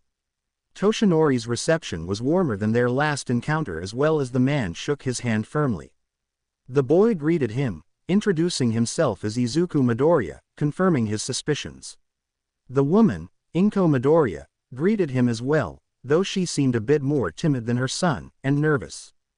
Once he was seated and made comfortable, Toshinori launched into the story of how they had come into possession of the little girl that Mirai knew had something to do with the Yakuza group that he had been investigating. How they had caught sight of the little girl fleeing her captors and hiding in the recently vacant Hatsume home. How Inko had taken the lead and coaxed the frightened little girl from her hiding spot. And the confrontation with Kai Chisaki himself outside of the home. Izuku took over from there as he recounted speaking with the man, attempting to mislead him into leaving them alone, and how he had attempted to bait them into reacting when he had alluded to killing Natsuo Hatsume. Toshinori stepped back in to explain how he had stopped the children from acting out too rashly by confronting the man himself. And then both explained how Hitoshi Shinso had set him on his path from one end of Japan to another. Sir Night-Eye listened with rapt attention as he committed everything to memory. When the two were finally done with the story, Mirai shook his head. When you said that your apprentices were deep in the thick of things, you weren't speaking lightly, he sighed tiredly while pinching his brow before turning to the woman. If I may ask, where is the child now? Inko nodded slowly. She's still in the infirmary, the woman said. Thanks to my son's quirk, and some help from Miss Shuzenji, we were able to repair the damage done to her nervous system. Mirai arched his brow at her. I'm not sure how it was done, but almost all of the nerves that control Eri's quirk were severed. She explained while the man nodded. I'd be surprised if she had any control over her quirk at all. I see, the man nodded, a sick feeling starting in his stomach. Something in his behavior must have tipped Toshinori off, because the man looked at him suspiciously. Mirai, I know that look, he said to his former partner. What are you thinking about? Mirai gave a deep sigh. It's not something I would like to talk about in front of civilians, he said, gesturing to the Midoriya mother and son, but I will say that Chisaki will have much to answer for once we can pin everything on him. Inko frowned at the man. Eri said that someone made people come apart whenever he told her she was being bad. The woman said with a slight glare in her eyes toward the man. It's his quirk, and he's used it on her before, hasn't he? Mirai narrowed his eyes at the woman. You're quite sharp, Ms. Midoriya. The man said. Yes, I believe that Chisaki has used his quirk on this child, he admitted with a slow nod while Inko's frown deepened, but I can't prove anything concerning him save for a few trigger deals that might connect to him. The man sighed. What about him mentioning Mr. Hatsume? Toshinori frowned. I know that it's a pretty flimsy claim, but surely. Mirai shook his head. If I remember correctly, he merely said that his meeting with the man did not end well. The detective said, while I have very little doubt that he is directly responsible, I have absolutely no definitive proof. He said with no small amount of frustration leaking into his voice. While his quirk could very easily cause the same form of damage, there are several other villains with registered quirks that could do almost exactly the same thing. Izuku looked at his mother. Mom, what if we asked Eri about what was done to her? Toshinori shook his head. She's been through quite a lot of trauma, young Midoriya, he said. Asking her about her experiences may do more harm than good at this point. It doesn't have to be now. Izuku shook his head before explaining. She needs to be taken care of right now. Yeah, but once she's recovered enough, both in my mom's opinion and hound dogs, then maybe we can do something. Mirai nodded. The boy does have a point, Toshinori, he said. I still have a lengthy amount of work to do on my end, so the child can easily be allowed to recover from her ordeal before we even think questioning her. He frowned as he thought, and with Ms. Midoriya and potentially you, Toshinori, watching over her, then I know that she would be safe until she's ready to make a statement. Toshinori frowned.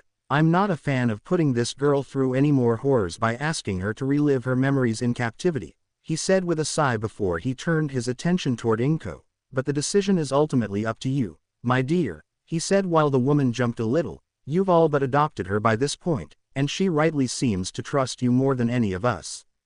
Inko furrowed her brow. Of course I'm going to look after her, she said with determination. There's no way that I'd allow her to go into foster care after what she's been through. And if I didn't, then Mitsuki would take her in without question, of course. But are you certain that she has to be the one to make the statement?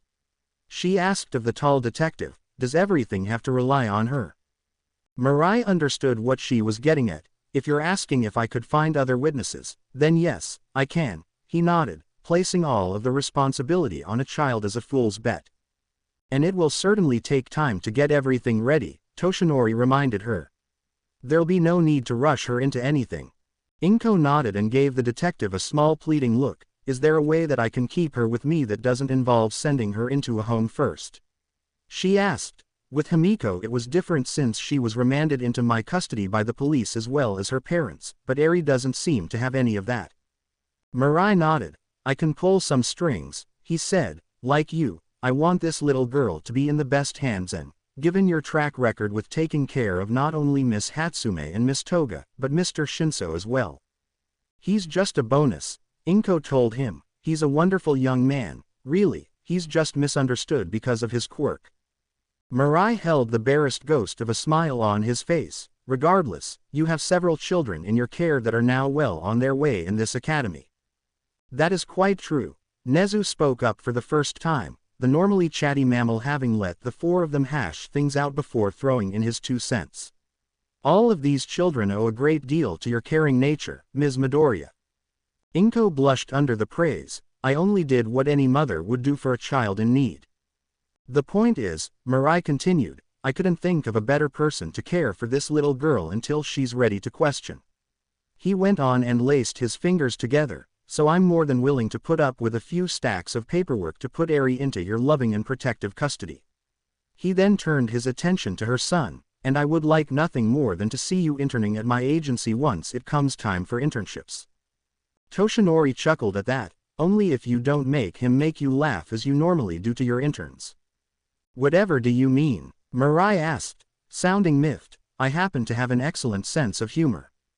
Infirmary. While Inko and Izuku were with Toshinori in the meeting, the rest of the group was keeping Eri company in the infirmary. The little girl was getting used to all the new faces around her rather slowly. Between Mitsuki's loud and boisterous attitude and Katsuki's near-eternal snarl, she stayed well away from the 2 blondes. Kanoko was a bit of a hit with the little girl as she kept making mushrooms pop up in odd places on everyone. Hitoshi had portobellos coming out of his ears, while Himiko had oysters growing out of her nose. She was even brave enough to make a cluster of beeches grow from Katsuki's chin like a beard. Mei threatened to make her wear exploding underwear if she tried anything with her. Chio was laughing along with all of them when she pulled Himiko aside while she removed the mushrooms from her nose.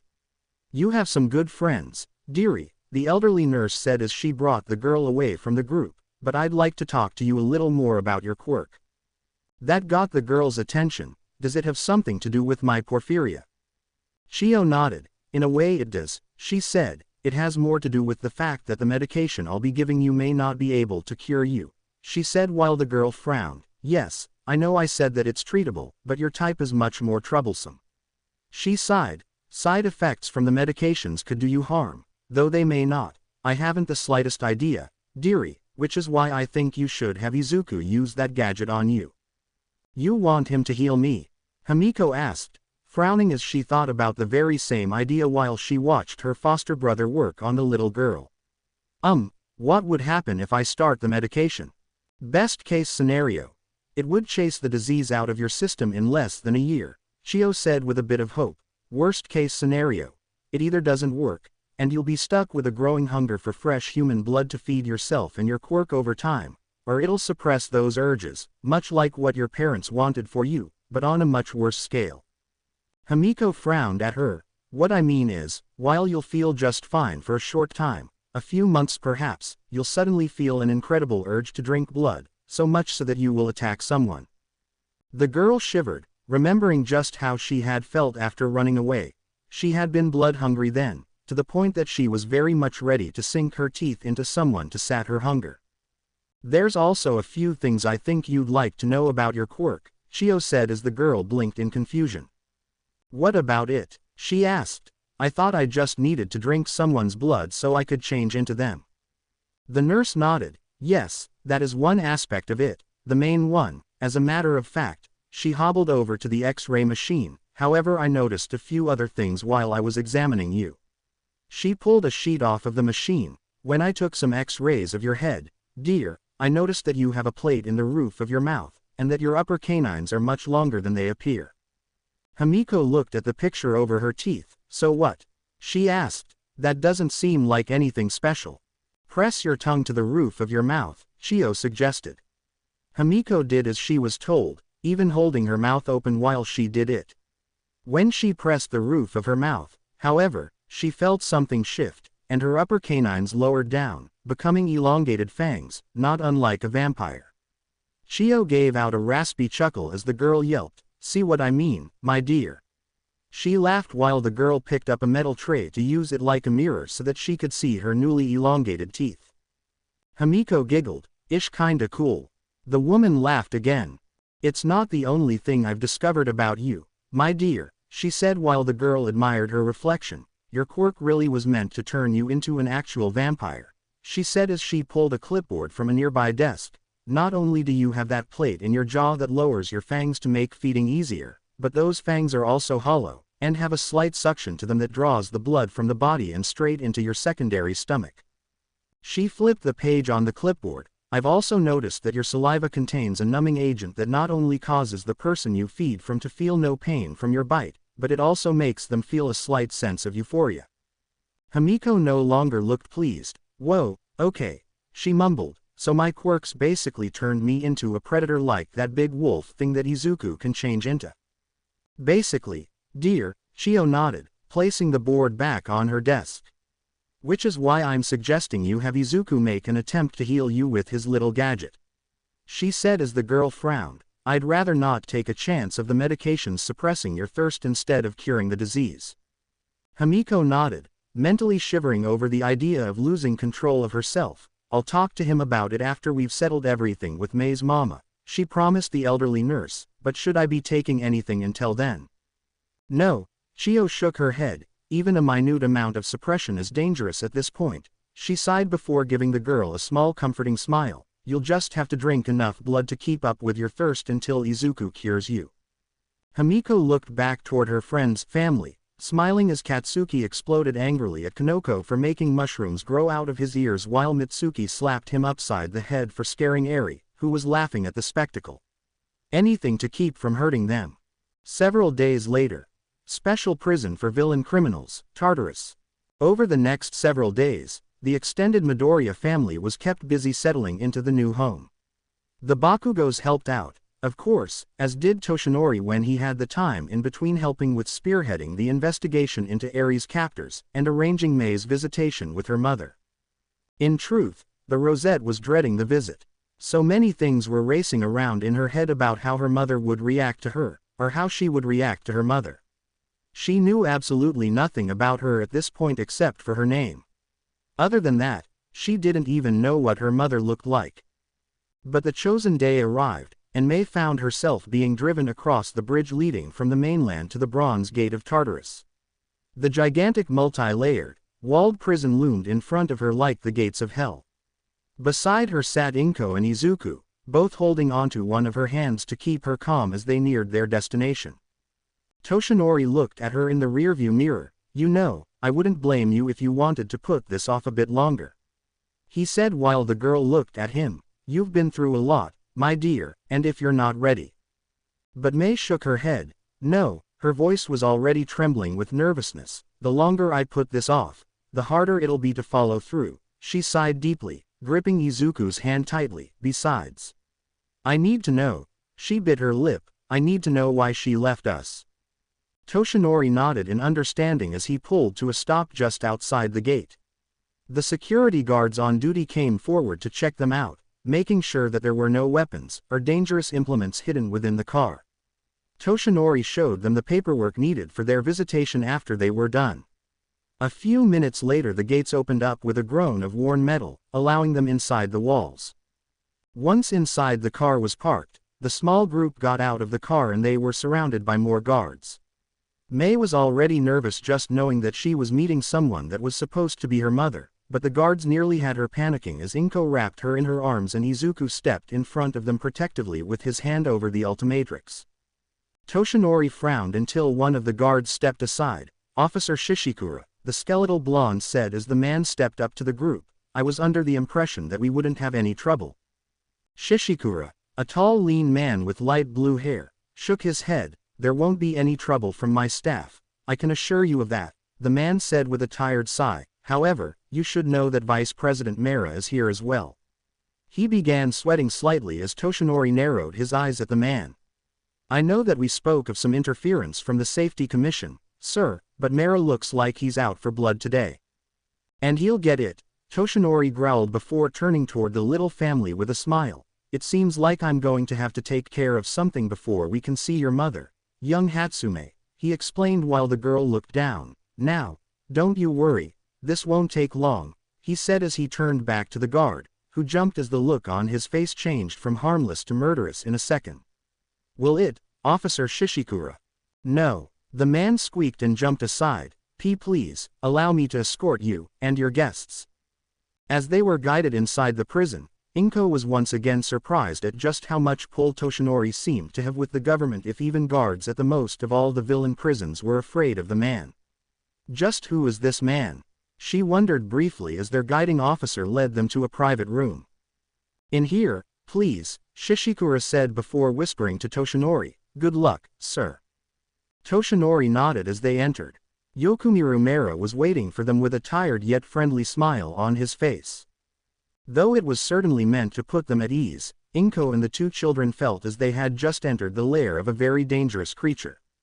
Ah, Mr. Yagi, so nice of you to join me on such short notice, he greeted the blonde with as much energy as he could muster before turning to the little family, and this must be Miss Hatsume whom I've heard so much about. He said with an oily slick tone in his voice that made May want to bolt out of the room, or at least go for her proto-tool if she had it on her. The girl is none of your concern, Mera, Toshinori said in a tone not unlike his normal jovial one, however there was an edge to it that sounded like it could cut through anything, nor should any member of this family be. He continued as the man's friendly demeanor seemed to falter, so let's keep this little meeting brief, he said, refusing the man's gesture to sit down across from him. I have no wish to keep this young lady from her mother any longer than necessary. Mera smiled at them, his eyes landing on Izuku in particular, making the boy jump. Toshinori noticed this and stepped in front of him. It's funny, Mera said as he laced his fingers together, my being here actually has something to do with the release of one Kana Tsutsumi and the conditions surrounding it. Toshinori's hands balled up into fists. Conditions. The man's voice never changed in tone, but Inko could tell that he was angry. Very, very angry. As far as I'm aware, Mera, the conditions of her release are that she goes free, or I air the HPSC's dirty laundry for all the world to see. He said, which shocked even Izuku at this point because not only was the man blackmailing a government official, but he didn't seem to care who found out about it as the guard at the door seemed to stiffen when he heard him. That includes why Ms. Tsutsumi was imprisoned in the first place, and how many others like her exists. Mera seemed to lose a little steam in the argument. I see you've been doing your homework, Toshinori. I never go all in unless I have all the facts, Toshinori told him, and quite a few of my friends are detectives, none of which care for how you and the president have been conducting your business over the last decade. So I see, the man said, his smile returning, however, I think you will like this condition. He held up his pointer finger, there's only the one, after all. Toshinori looked back at the Midoriya family in May. He caught Inko's eyes for a moment and she gave a very subtle nod. Fine, the blonde said as he turned back to the vice president, let's hear this condition, then. He said before giving the man a warning, but keep in mind that I still have the advantage, Mera. If this condition of yours is even the slightest bit unfair, then I go straight to the press. Mera chuckled. I have no doubt that you will, regardless, he said, the sound of his laughter sending chills down Inko's spine, as you know, the release of such a well-known criminal. She's only a well-known criminal because you high-priced bellhops needed a scapegoat, Toshinori sniped, making the man cringe. Now get on with it, before I lose my patience. He crossed his arms, waiting.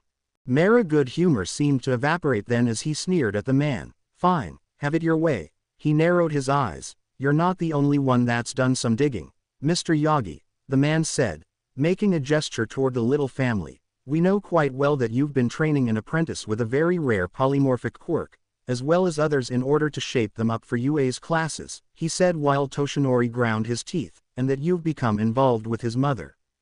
Once again, Toshinori showed his strength in an overwhelming amount of pressure exuding from the man, all of it directed at the vice president. My private life is none of your damned business, and that goes double for those I'm involved with. Now Toshinori's voice finally began to rise in volume. Give me one good reason why I shouldn't take that as an outright threat. He snapped. May was just as outraged as he was and shouted out, what is it about my mom that's so bad?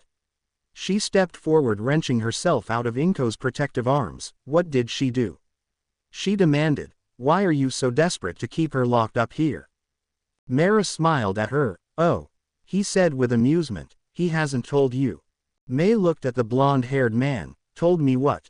Toshinori sighed and gave a small shrug. I was going to let your mother explain it, he told her before continuing. Your mother was picked up and trained from a young age by the HPSC as their personal assassin. He felt his heart lurch in his chest as a look of pure shock crossed the girl's face. Her hero name was Lady Nagant. Mera chuckled as the girl's face went deathly pale. When the words left Toshinori's lips, May felt like someone had dumped a bucket of ice water on her. It wasn't like the emptiness she had felt when she was told about her father's death. No, this was worse, much worse. It was like a betrayal of the worst kind. Yes, my dear, Mera went on, you're the daughter of the infamous Lady Nagant, the cold-hearted sniper that killed the previous president. Toshinori snorted. You didn't think this through, did you, Mera? His voice was heavy with sarcasm. What were you attempting to do? Turn Inko and Izuku against her. He jerked his thumb at the mother and son. May turned around, afraid of what she'd find, but she was only hugged extremely tightly as both of them held onto her. There's no amount of digging you could do that would give you enough dirt to make them abandon her, Toshinori went on before turning to the girl. And just so you know, Miss Hatsume, your mother only did what she did to protect you. May gave him a confused look. Your mother loved you the moment you were born, and wanted to raise you alongside your father, but doing so took her away from her work as an assassin. The previous president didn't like that, and outright threatened your life in front of your mother. Inko glared at the man. How could you? Not me. Mera smiled at the group, and while you may have the information to do some real harm, Mr. Yagi, it won't do anything to aid in Ms. Tsutsumi's release. Toshinori arched his brow at the man. And what about a certain someone's retirement? That will undoubtedly have some negative effects, Mera said with a nod of his head, but we still have the number 2 hero to take his place, and another agent in the top hero ranks. Toshinori smirked at the man. You mean Hawks? He saw Mera's face twitch. You really think that I didn't know? Toshinori chuckled and shook his head. I'm not as dumb as you seem to think I am, Mera. I'm well aware of who your agents are, and what they've been up to. He informed. Tell me, what are you going to do to counter me, now? Mera sighed, frowning. You still haven't heard the condition, he said, giving the man a triumphant look. If the condition isn't met, then Kana Tsutsumi will remain imprisoned, and a standing order will be put into motion to keep her there for the remainder of her natural life, no matter who succeeds the presidency. Toshinori narrowed his eyes. Get on with it then. To have Lady Nagant released, Mera said, another must take her place. Someone that's even more well-known than she is, and far more feared. He smiled as his eyes landed on Izuku once again. The condition is that your apprentice will have to take down Gigantomachia. The moment that the words had left the vice president's mouth, Inko had to jump in between the two men as Toshinori lunged at him, intent on choking the life out of him. Both adults were yelling and hurling insults at the man for what he had asked. Mei was no better as she screamed at him, proclaiming that Izuku would do no such thing.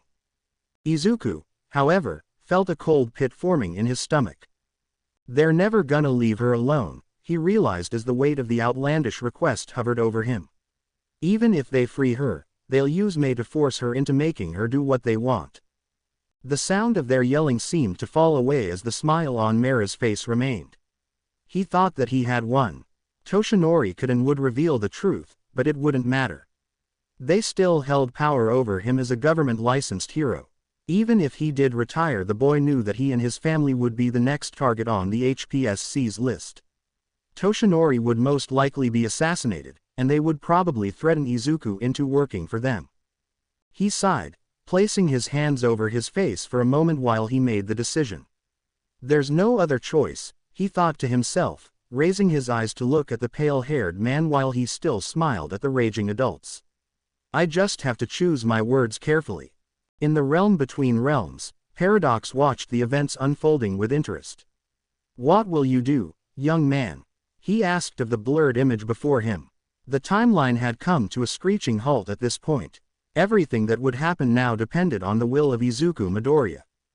The man smiled as the boy rose from his seat. I see, he said with relief in his voice as the timeline came alive once more, splitting into multiple branches, both light and dark. This is your true starting point. I'll do it. Toshinori, his mother, and Mei went completely silent, their eyes turning to the green-haired boy as he stared down the vice president. Mera's eyes narrowed at the boy suspiciously. What was that, young man? Izuku glared at him. I think you heard me perfectly well, Vice President Mera, the boy said harshly, but there are some conditions I'd like to set. Absolutely not, his mother shouted at once, you will do nothing of the sort. This is my choice, Izuku finished forcefully, regretting immediately as a look of shock and hurt crossed his mother's face, and I am going to do this, even if I have to go against All Might. He looked pointedly at the blond man to make certain that he understood. Mera chuckled, you sure have some balls, I'll give you that, son. Izuku hated it whenever someone other than his mother called him son. Unless it was Toshinori, but I highly doubt that you're in any position to barter. Izuku kept the glare on his face, holding up a finger. Condition 1.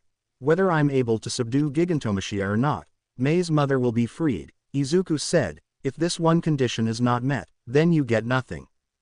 Mera frowned at him, interested now. I see, and what's to stop you from going back on your word and just leaving the country after we've freed her? Izuku shook his head. For one thing, I'm not a liar, even when I'm trying. I can't lie worth damn, the boy said, and another would be the fact that you and your dogs would probably follow me wherever I go, threaten my family and everyone I care about, or have me assassinated. That's why you should just forget about this. Mei shouted suddenly, Izuku, I don't mind letting this go. She said pleadingly, I've never even met my mother, so it'd be easy for me. Izuku looked at her, but you'll always regret not seeing her. Izuku said gently, smiling softly at the girl, you said it yourself on the way here, you have to know, don't you? It was enough to make the girl clamp her mouth shut. Angry tears were forming in her eyes as she looked away from him. Izuku turned back to Mera. The first condition isn't up for debate, either. Mera was quiet for a moment as he took in the boy's expression. He's serious. The man then grinned at him. Fine, consider it done. He relented, and the other condition. Conditions, plural, Mr. Mera, Izuku said, the second condition is related to the first. He continued, whether I fail or succeed, you and the HPSC will leave me, my family, and anyone I'm associated with alone. This made the man frown at the boy. He knew how to play the game, it seemed. No interfering with our career choices, no tampering with any documents that may or may not be needed for our futures, and if anyone on that list comes to harm, know that I can be very vindictive. Mera's left brow twitched. Is that a threat, boy? Yes, Izuku said, and I can back it up. He held up his Ultimatrix. If anyone I love is harmed, I won't stop until I've personally ground you into paste. Izuku let the threat hang in the air. Mera's brow continued to twitch. And the third condition. A public apology to Kana Tsutsumi and Mei Hatsume for all of the pain you've caused them. Mei whipped back around, the tears flying from her eyes while she wore a shocked expression. Because of you, her mother was forced to defend her from a tyrant. Because of you, Mei had to grow up without even knowing she had a mother. He listed off the reasons on his fingers while Mera ground his teeth. And because of you, I'm going to be putting my life on the line for both of them, so the least can do is agree to everything I've just asked, and follow through with it. Mera sat back in his chair. This kid's going to cause problems for us in the future, he thought with anger searing through him. But, a calming thought came through, at least he'll potentially be a greater hero than All Might. His eyes slid over to Toshinori, who was looking at the boy with pride. Taking in a deep breath, Mera let out a heavy sigh. You're one tough kid, and smart to ask for those conditions, he said. You didn't even ask for money. I have a patent on a new piece of technology that is making a killing on the police force markets as a capture weapon, Izuku told the man, and I still have plenty of funds left over from selling my designs to David Shield. The man frowned at the boy. What the hell do I need with money? Mera snorted. Regardless, you'll have it all as you wish. He rose, and started for the door. Ms. Tsutsumi will be freed within the month if all works out well. He then turned and glanced over his shoulder at the boy as he reached for the door. As for Gigantomachia, we'll make certain to find him as soon as possible for you. The door slammed behind him as he left the trio alone. The moment the door closed, Izuku was subject to the strongest bone-crushing hug that his mother and Mei could produce.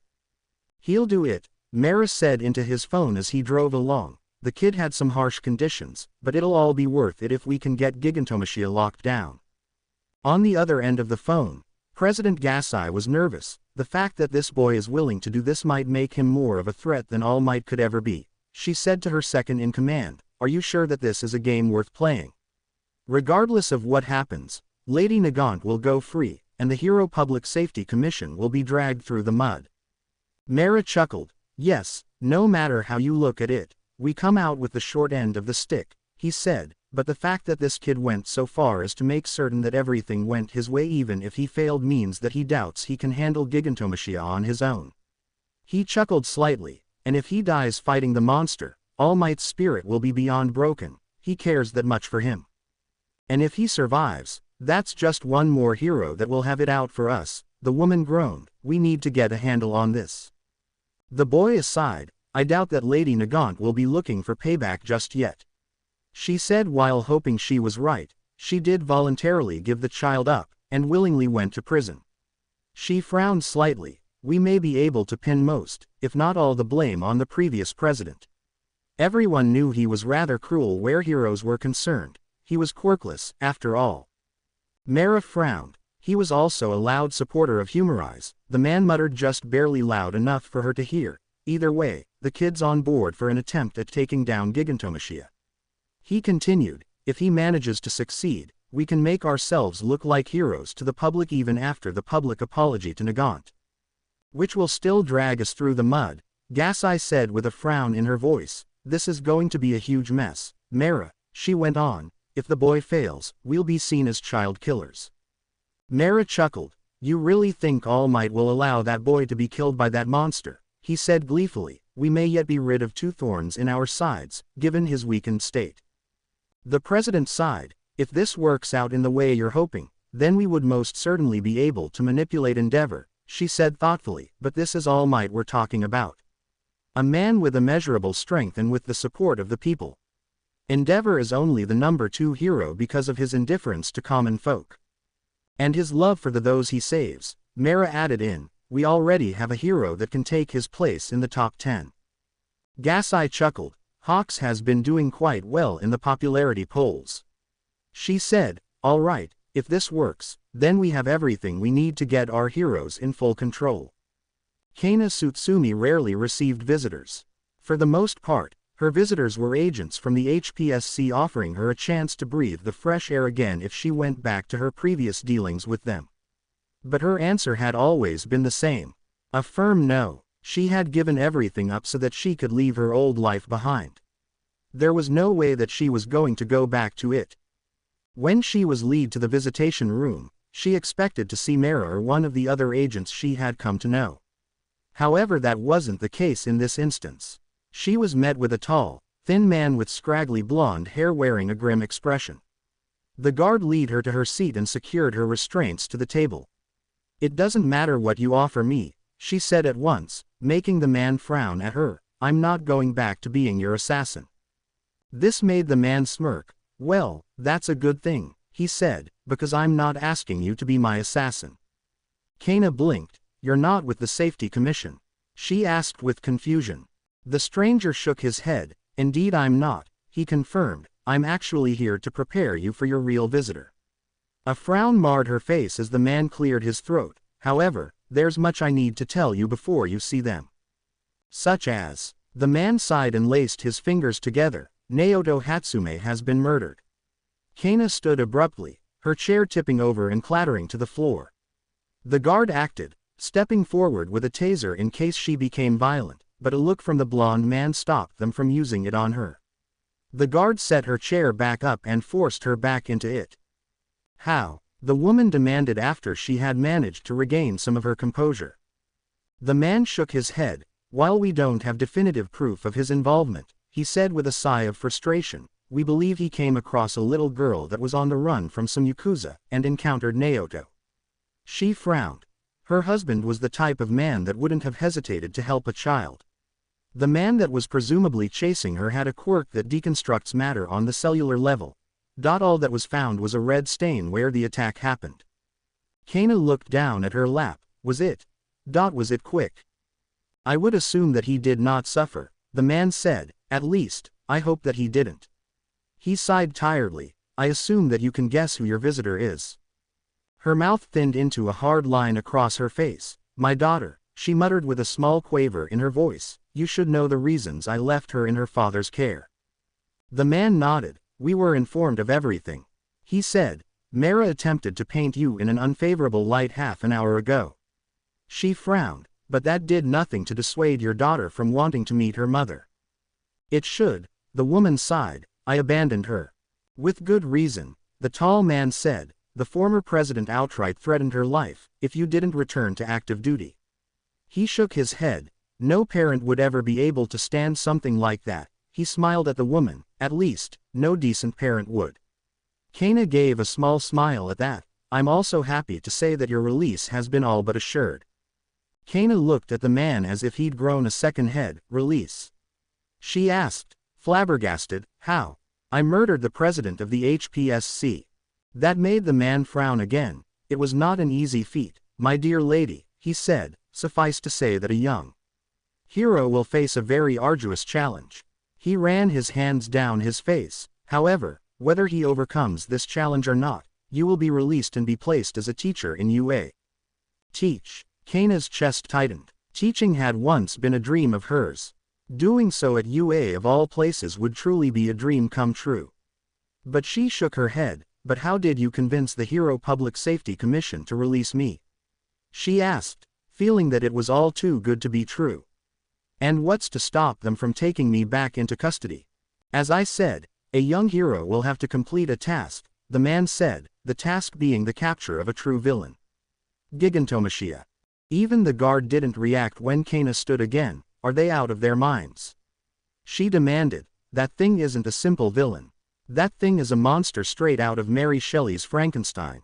There's no argument there, my dear, but that was the only condition that those pencil-pushing pinheads asked for." The man sighed. "And the young hero has made certain that you, your daughter, or anyone he holds dear will not be harassed by them ever again, whether he succeeds or fails." He then sat back, looking at her with a small smile. "Are you ready to meet your daughter?" The woman bit her lip. "I haven't seen her since she was a baby," she muttered. "What if she's angry with me?" She wondered before asking, "And who's taking care of her?" "If Naoto's gone, then." The man held up his hand to stall her questions. "You'll meet her when she brings May in," he assured her, smiling, and I must say that the woman fostering her for the time being is beyond adequate. He got up from his chair and went to the door, pausing as he turned back to her as he reached for the knob. Ready? Despite her anxiety, Kana nodded. He opened the door. She's ready to see you, now, dear. The woman fidgeted nervously as a shapely woman came into the room leading a girl into the room by her shoulders. Kana's breathing caught in her throat. Her hair and eyes were just like her father's. There was a moment that their eyes met for a brief moment, causing the girl to look away with a light dusting of pink on her cheeks. The woman at her side smiled and gave her shoulders a comforting squeeze before leading her over to the chair in front of her. She then smiled kindly toward her. We'll leave the two of you alone for a few minutes, she said, though May looked at her with uncertainty.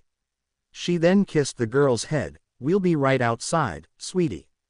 With that, she and the blonde man shuffled out of the room, leaving them alone. Kana opened her mouth to speak, but no words came out. What was she supposed to say to her? May spoke up timidly. Dad, he talked a lot about you. The woman smiled at that. He was the love of my life, she said, making the girl look up at her. You look so much like him. Kana frowned a moment later. Your friend told me what happened to him. She bowed her head. I know it may not mean much coming from me, but I'm so sorry. May bit her lip. Did the former president really threaten us? She took a breath before raising her eyes to her daughters. He did, she said. I'd never have acted the way I did if he hadn't. She shook her head. You were barely a month old, she smiled at her, but you were everything to me, and I wanted you to have a normal life far away from what I'd become. It's been good, the girl muttered, at least until recently. She trailed off, a pained look in her eyes. Dad and I loved working in our garage. I loved making support gear. She gave a small smile. I'm going to UA for their support course. Kana smiled at her. That's good, she said. I'd always hoped to send you there. She leaned forward, some of her nerves leaving her as they spoke. Do you have any friends? May shook her head, making her mother frown. Calling them friends does do them any service, the girl said with a wider smile. They're all like family to me. Kana smiled before she turned to the guard. How much time do I have? The guard shrugged. As long as you want or need, he said. The warden said that you'd have all the time needed for today. She smiled and turned back to her daughter. Tell me everything. May, as it turned out, was more than happy to talk about her life. How she dreamed of becoming a big name in the support gear industry. How she met Izuku and his mother, and through him, the rest of her friends. Kana smiled as she noticed how her daughter's eyes came alive when speaking about this Izuku boy and his incredible quirk. As she spoke, the look on the girl's face started to turn sour. What's wrong? Kana asked. May drew her mouth into a thin line. It's just. Did Toshinori tell you how you're getting out of here? She asked, her brow furrowing. Kana nodded, worrying her lips slightly. Yes, I was told that a young hero was going to have to face Gigantomachia. She shook her head. As much as I'd like to be a part of your life, I don't want someone facing that monster for my sake just as much. May nodded in understanding. He's not gonna be fighting alone, that much I'm going to make sure of, the girl said, which confused her mother more than anything else she'd heard during the meetings. Why would you have any say in it? Kana asked before something dawned on her, her eyes going wide. It's not this Izuku you've been talking about, is it? May confirmed her fears a moment later with a slow bob of her head. But he can't, he's only a boy. The woman looked horrified by this point. They can't expect a child to go against that abomination. May hung her head low. They do, the girl said. They're probably looking for him right now. She looked at her mother. It's too late to stop them.